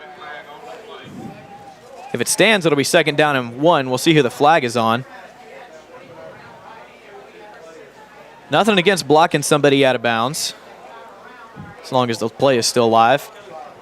Well, once you go out of bounds, you're really not supposed to take him to the ground. But after the play, personal foul on I think it's Lord. Offsetting. Yep, so it'll be offsetting, and the play will stand. 2nd down and 1 for Westfield. Now look at Walker Young getting in there. Not the biggest guy, but getting into it with another player. No offense to Walker. When I think of him, I don't think of a physical blocker. I think of a speed guy. Now, why does the white hat go over there? Oh, he's out past the numbers. Charge him a timeout. Yeah, this is keep the game moving. Shouldn't be able to be out. Not every foul needs to be, or every flag needs to be entertained for both coaches for the white hat to go over and talk. Yeah, especially holding up a game like this. Clock should be running right now. This is live ball time. Let the side judge do that. Yeah, The side judge handles that. I just don't get it. Yeah, I agree. So it'll be 2nd down and 1 when Westfield breaks the huddle here. Can't make everybody happy. Yep. You got to keep it rolling, baby. Just under 11 minutes here to go in this one. Westfield trying to take this lead. Vining going to drop back to pass, looking for a man, going to float it up. Almost picked off. Looking for Ryan Powers, thrown up into triple coverage. I understand the concept there, but when you're going... It's 2nd down and short. You want to run a play action, fine. But tell your guy, unless it's wide open, just tuck it and go. Right there across the middle of the field, and you just kind of throw it up in a prayer situation? No. Vining has a tendency to loft his balls, just keep him in the air for a long time, and almost paid for it dearly there. Falk in motion, Vining on the quarterback sneak. He'll fall forward, and he will have the first. Yeah, Kalmbach helped him get that. Yep, he was stacked up originally, but like you said, Kalmbach came up behind and pushed him forward. Which you and I think, disagree on that. I'm not a big fan of the push from behind, but it's now a part of the rules. I don't like football turned into rugby, but it is what it is. You know, my thing is when you need a yard, get it by any means necessary. No. I'm not faulting them for doing that. I'm saying I don't necessarily like the rule. That you can't pull him from forward? Anyway, Vining going to keep it himself, slips one tackle, and he will jump forward for a gain of, wow, he got 4 on that. He was wrapped up in the backfield, broke it, got wrapped up at the line, and then just kind of left his feet with somebody draped on him and got 4. Yeah, good job of breaking tackles there in the backfield. But no, what I was saying is it used to be illegal. You remember the Bush push? Matt Leinart and Reggie Bush against Notre Dame? Right. It used to be illegal to push a player they took that out of the rule book, and then it was illegal to pull it is still illegal to pull somebody. Falk in motion. Vining going to keep it himself. There's a flag. Looked like a false start maybe. That's how people get hurt. Yep. Illegal motion on Westfield. I don't know who moved. Falk went on the same route he always does. So that'll back Westfield up 5. It'll be 2nd down and 11 now.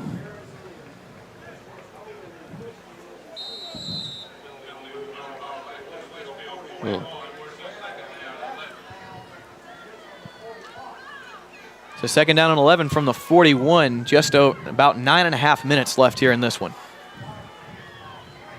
Walker Young gets it on the speed sweep. Got a blocker out in front of him, trying to cut it upfield.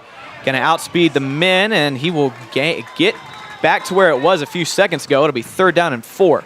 Yeah, I think Briarwood's upset over there for potentially a hold. Yeah, but to the Whitecaps' credit, he's been letting that go all night. Right. I think basically Walker Young set up his block out there and just kind of bounced it around the edge. I believe it was Ryan Powers one-on-one out there. Right. I mean, sometimes that seal block looks like it's a hole, but it's just, you positioned your body right. Yep. There's a difference between a hold and a block in the open field.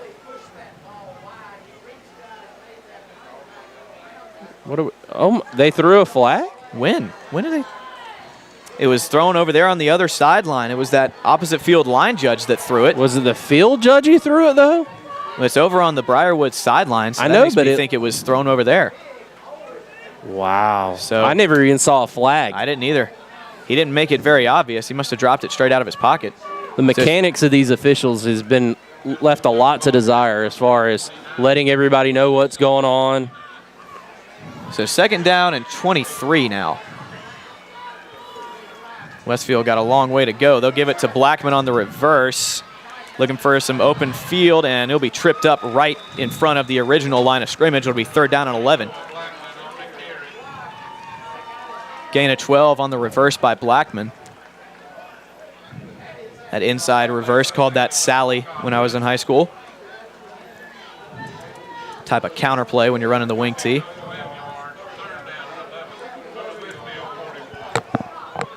Oh, my goodness.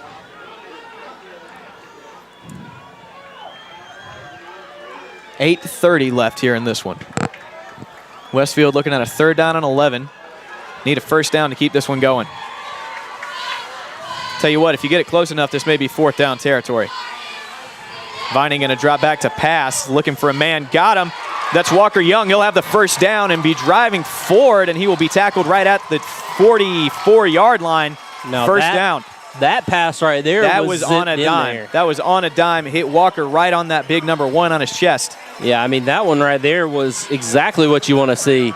If you're a running quarterback with a running offense in play action situation. So Westfield working with a fresh set of downs here. Wow, it was 2nd down and 23, and they ended up getting a 1st out of it.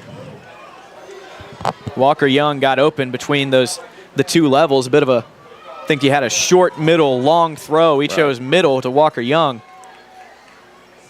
Sam Johnson in motion. No one there for Vining, and he'll just have to eat this one. We got a holding. I think a holding call is what we're going to get called here. I don't think it was holding, but there was a double team that Westfield just absolutely won and buried that defender, but they may get called for a holding on it. As it stands right now, it'll be 2nd down and 11 after a busted play.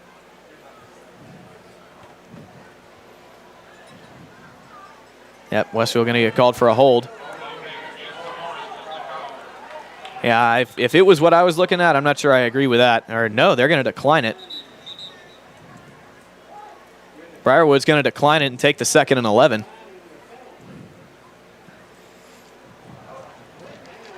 All right. Pardon me, it'll be 2nd down and 12.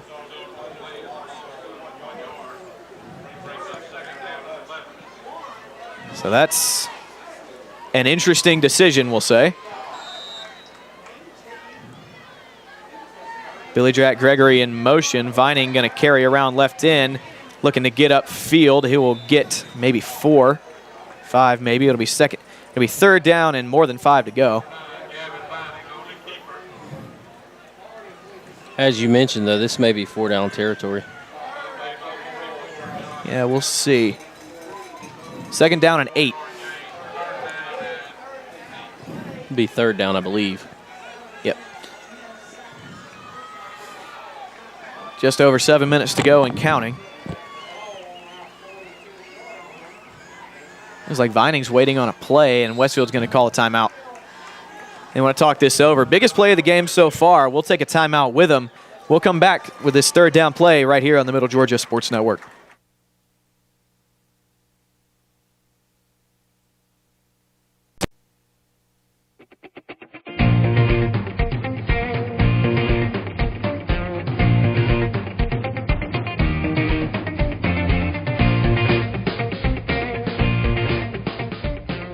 Westfield is a challenging environment. It's a Christian school, it's a Christian environment. And it provides students with great opportunities.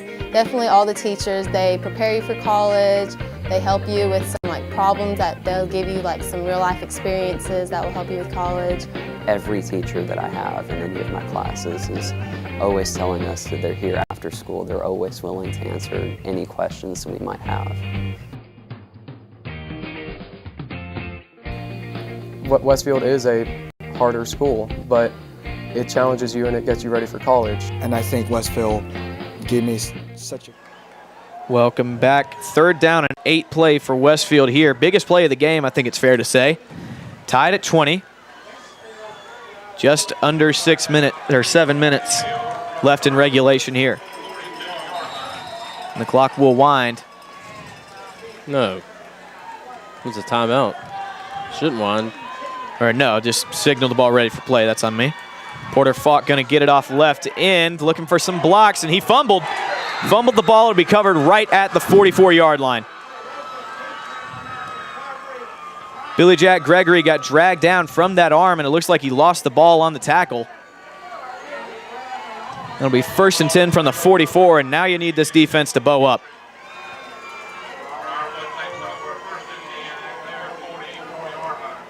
That's not what you wanted. No, I mean, that's unfortunate. Turnovers will kill you.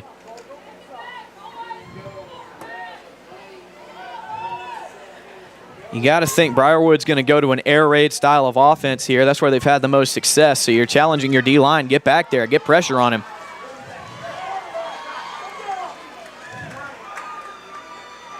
Nope, going to hand it off to the outside, looking for a hole. He'll fall forward for a gain of 3. I believe that was Freitas. Man, I tell you what. 2nd down and 7. Almost gave him the roll on that one. Excuse me, 2nd down and 6. Move the chains forward. That's what I'm saying. He kind of gave him the extra little roll there. Freitas, he's a good back. He falls forward just about every time.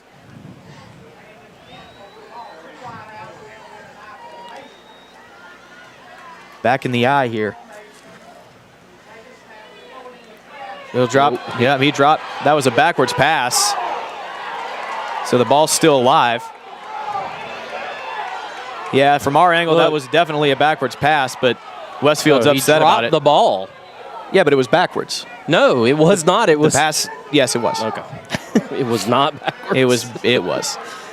They got that one right. They got that one right. He definitely dropped it, but it went backwards.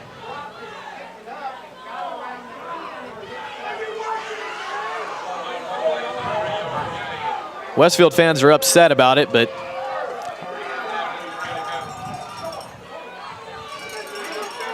third down and 3 here.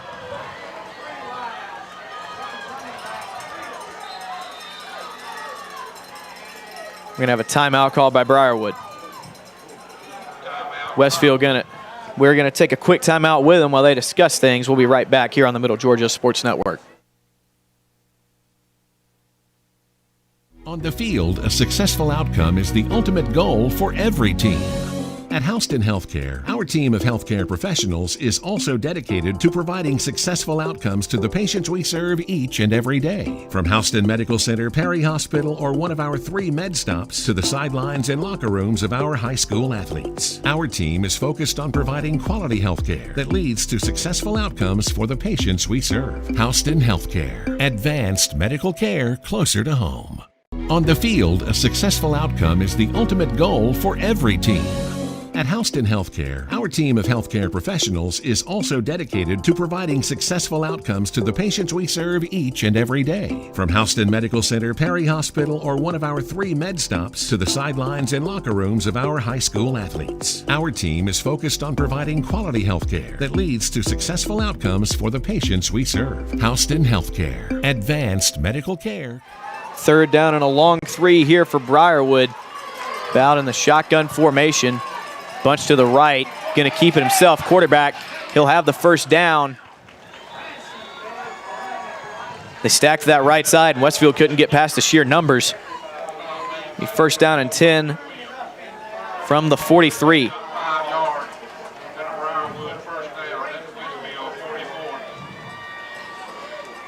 Some people yelling in here. I feel like I'm in the coach's box every play.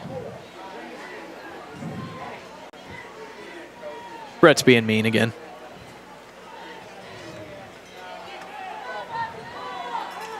He's projecting his frustrations. No. Same formation, same play. This time being stretched out and going to be wrapped up right past the line of scrimmage. Maybe get out 2. Great job of stretching that one out and then making the tackle. Yep, it'll be 2nd down and 8. Second.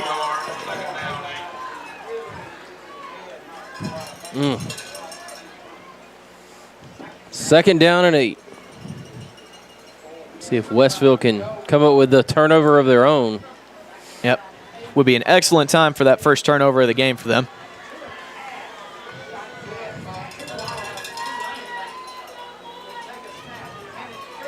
Freitas going to turn up field. He'll get maybe 3 or 4. It'll be 3rd down and we'll say 4.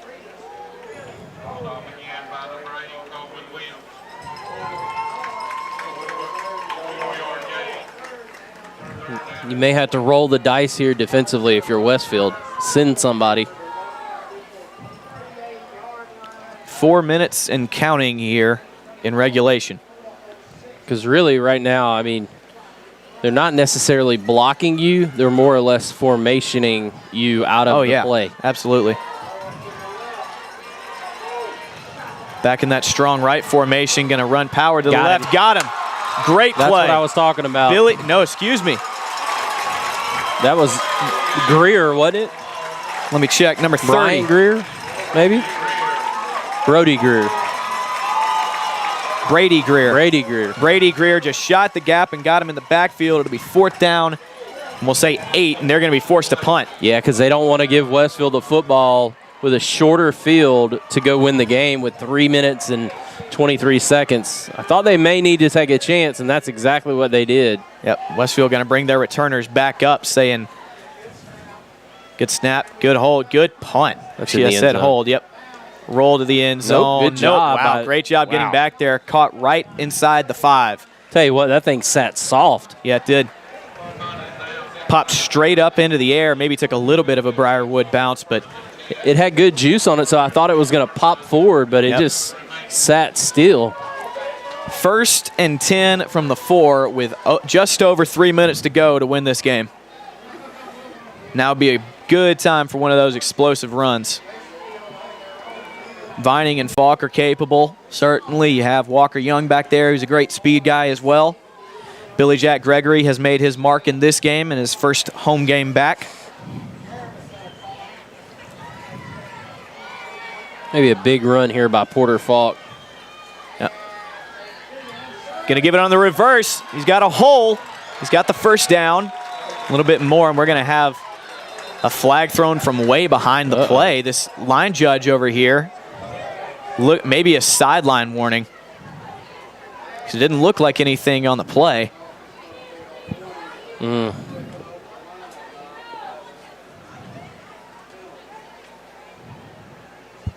There'll be a sideline warning on Westfield, so that is their first of the game. He must have hit a coach, because you could see Coach Fitzpatrick, his frustration. Yep, he was mad at himself as much as anything. So 1st and 10 Westfield from the 16-yard line. 84 yards to go to pay dirt. Not sure what Sam Johnson's field goal range is.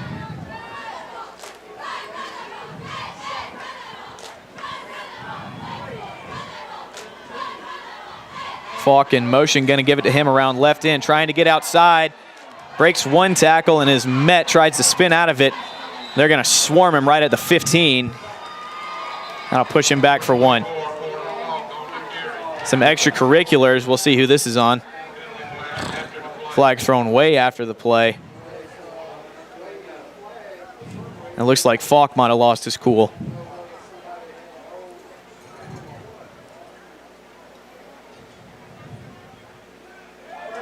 Oh my gosh. They're going to get offsetting. Just don't throw a flag if you're going to do that. It's just pointless. Well, you warn both sides. You can't let them get away with everything. So offsetting penalties will be 2nd down and 10. But when you throw a flag on both teams, it's like not punishing anybody. It's like me telling my child, don't do that anymore. And then when the next time they do it, looking at them and saying, it's okay.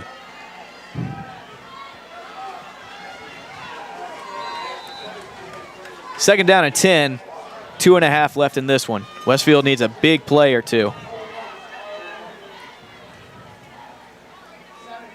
Handoff up the middle to Kalmbach. Fell forward, maybe got 4. 3rd down and 6. But that just puts you, like we talked about, Brent, in that still staying in a manageable situation on 3rd down. Because if anything, at this point, Westfield needs to get a 1st down so that they can. Not sure I would have taken a timeout there. I was thinking you've got to, you want to try to burn as much off the clock as you can, because you don't want to give the football back to Briarwood with a chance to win it. Less than a minute to go in the game. 2:08 to go here. Tied ball game. 3rd and 6 facing the Hornets as they take a timeout, Brent. What do you think Coach Fowler is saying to his troops here, trying to come up with a 6-yard play? Don't dare turn the ball over. I would like to say I think he's giving some kind of rallying speech, say, hey, boys, we get a big play here. We're in position. I think he's just saying, if we go to overtime, we feel good about this thing. Do not dare get a turnover down here. Right. I think maybe you go back to that inside reverse play. That's been pretty successful. Or the jet sweep. You've been 1 block away from busting that thing the 3 or 4 times you've run it tonight. And now's as good a time as any to run it. Vining gonna roll out. Got 1 man to beat. He does. He'll have the 1st down. Still dragging guys. He'll fall forward to the 35. Now you got 2 minutes exactly on the clock. You have a 1st down. You're in business. I'm always a fan of giving your quarterback a chance to either throw it or run it. Right. Exactly. And I don't know if anybody went out there, but it looked like Vining looked downfield for a second and then saw he was open. Well, if nothing else, it gives you the patented pump fake juke move, if you will. Right. Broke the tackle in the backfield. Man in motion. Now he's going to throw. Looking to throw. Now he's going to tuck it and run. Trying to get a block. He will. And he will be close to the 1st down. No, he'll get past the 1st down. Looks like right there, tackled out of bounds maybe. We'll see if they stop the clock here. 1:36. Ball's at the 45-yard line. No, past it. 47. You don't need to really stop the clock here. Keep it. No, you don't. Running. If you can keep picking up gains like this, you don't. But yeah, they're going to wind it. I mean, especially if you're going to throw it. Yep. You got to get down. Go. Yep. I mean, I didn't mean take all the time. I mean, you don't have to stop it. Yep.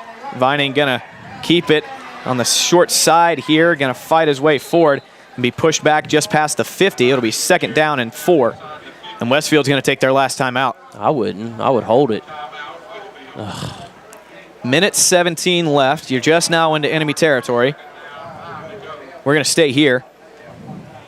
Well, big Big stuff here from Gavin Vining on this last drive. I mean, the reason I say I'll hold it is because say you want to kick a field goal and you would like to set them up in the middle of the field and you'd like to be able to call that timeout. How much confidence do you have in your whistle kick? Yeah, I mean you're gonna have to make the decision before 4th down so that you can spike it on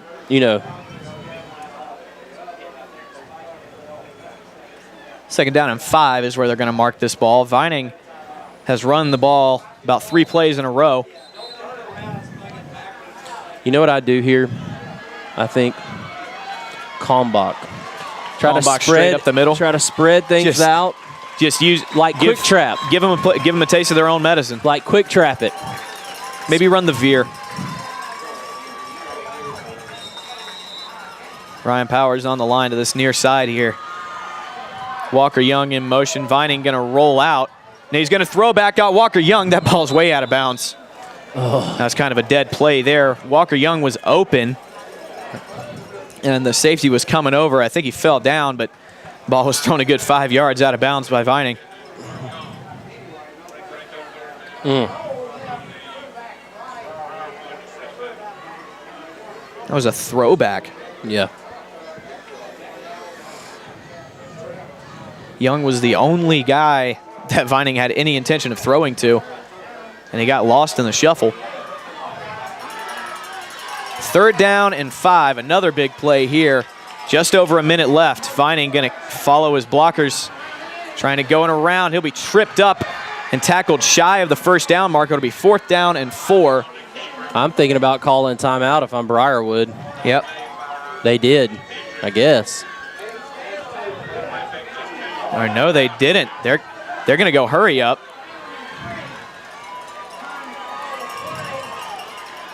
And Westfield's fine. Now they're going to send their punt unit out. You've got all the time in the world to do it. No need to hustle. You're fine. They never went into a huddle, so.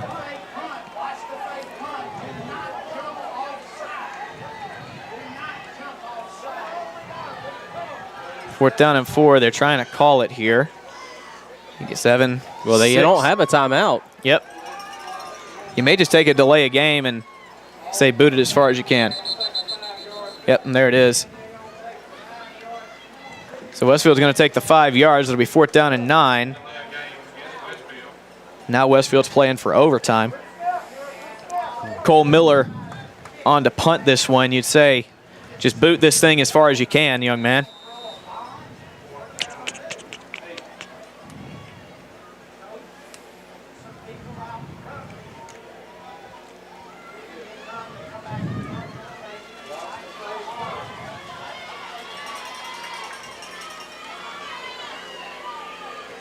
Miller, snap good, hold good, punt in the air, wobbly. No one's back there for Briarwood. That thing is going to roll for a while, and it'll finally drop dead at the 7. So there's 13.4 left. We'll see if Briarwood wants to try anything. If not, we will head into overtime here.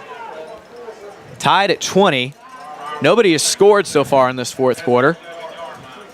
Man, you know what? If it wasn't for that debacle on Westfield's 2nd touchdown trying to get that PAT, then Westfield will be up right now. It's a shame. So Briarwood's going to take their final timeout. We'll stay here. You can tell my voice is getting, you can tell my throat's getting dry because my voice is starting to crack. It's always a good time.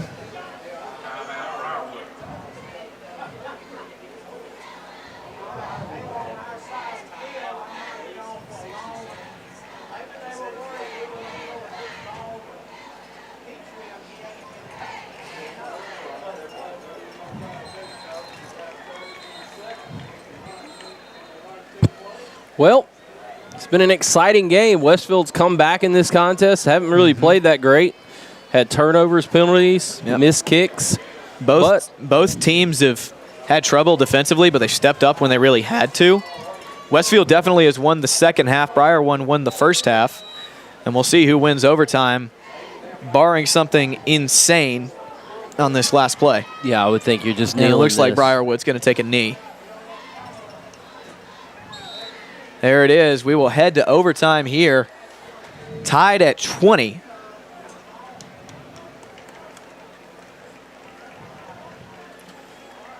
Westfield played a really, really ugly first half, but came back in the third quarter, dominated the third quarter, but haven't been able to score any points in the fourth. We sit at 20 now.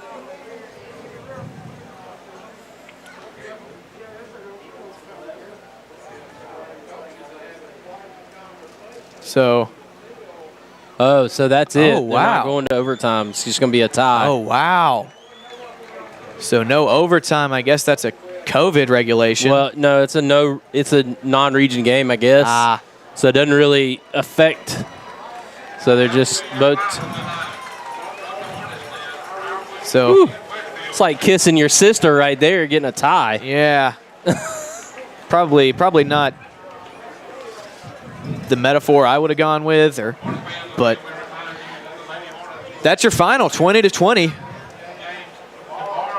That's not what you want, but it's better than a loss. Westfield still undefeated technically on the season. Right. Well, we'll go straight into our Westfield Booster Club postgame show, and I don't even know what to really say since it's a tie. You had a very, very ugly first half, and you came back in the second half, played a lot better. Right. If you put together 4 quarters, you probably win this game. If you don't have the screw up on the PAT from both sides, you probably win this game. Right. Yeah, I mean, it's just one of those things, and unfortunately, it's one of those games that kind of leaves a bad taste in your mouth if you're both teams, I think. But nonetheless, Westfield's still undefeated on the season, and we will be back next week, I believe, on the road in Eatonton at Gatewood. So be sure to check that out. And we end this game in a tie, 20-20. Yeah. So I'd like to say before we get off, is that appropriate? Yeah, you end a football game in a tie, and the final score is 20-20. That's the kind of year it's been. That's man. But I would like to say good luck to Coach Danny Camp and the Lady Hornets as they try to finish off a 4-peat tomorrow. Mm-hmm. They're already up 1-0 over the John Millage Lady Trojans out of Milledgeville. So hopefully they're able to get that done tomorrow. And I think that first game is at 1 o'clock. So or second game, 21 more outs, and they will have their 4th straight state championship. Right. So for Brant Daughtry, I've been Brett Taylor. Thanks for Peyton Josie up on the camera. We'll say so long until next week. You've been watching Westfield Hornet football right here on the Middle Georgia Sports Network.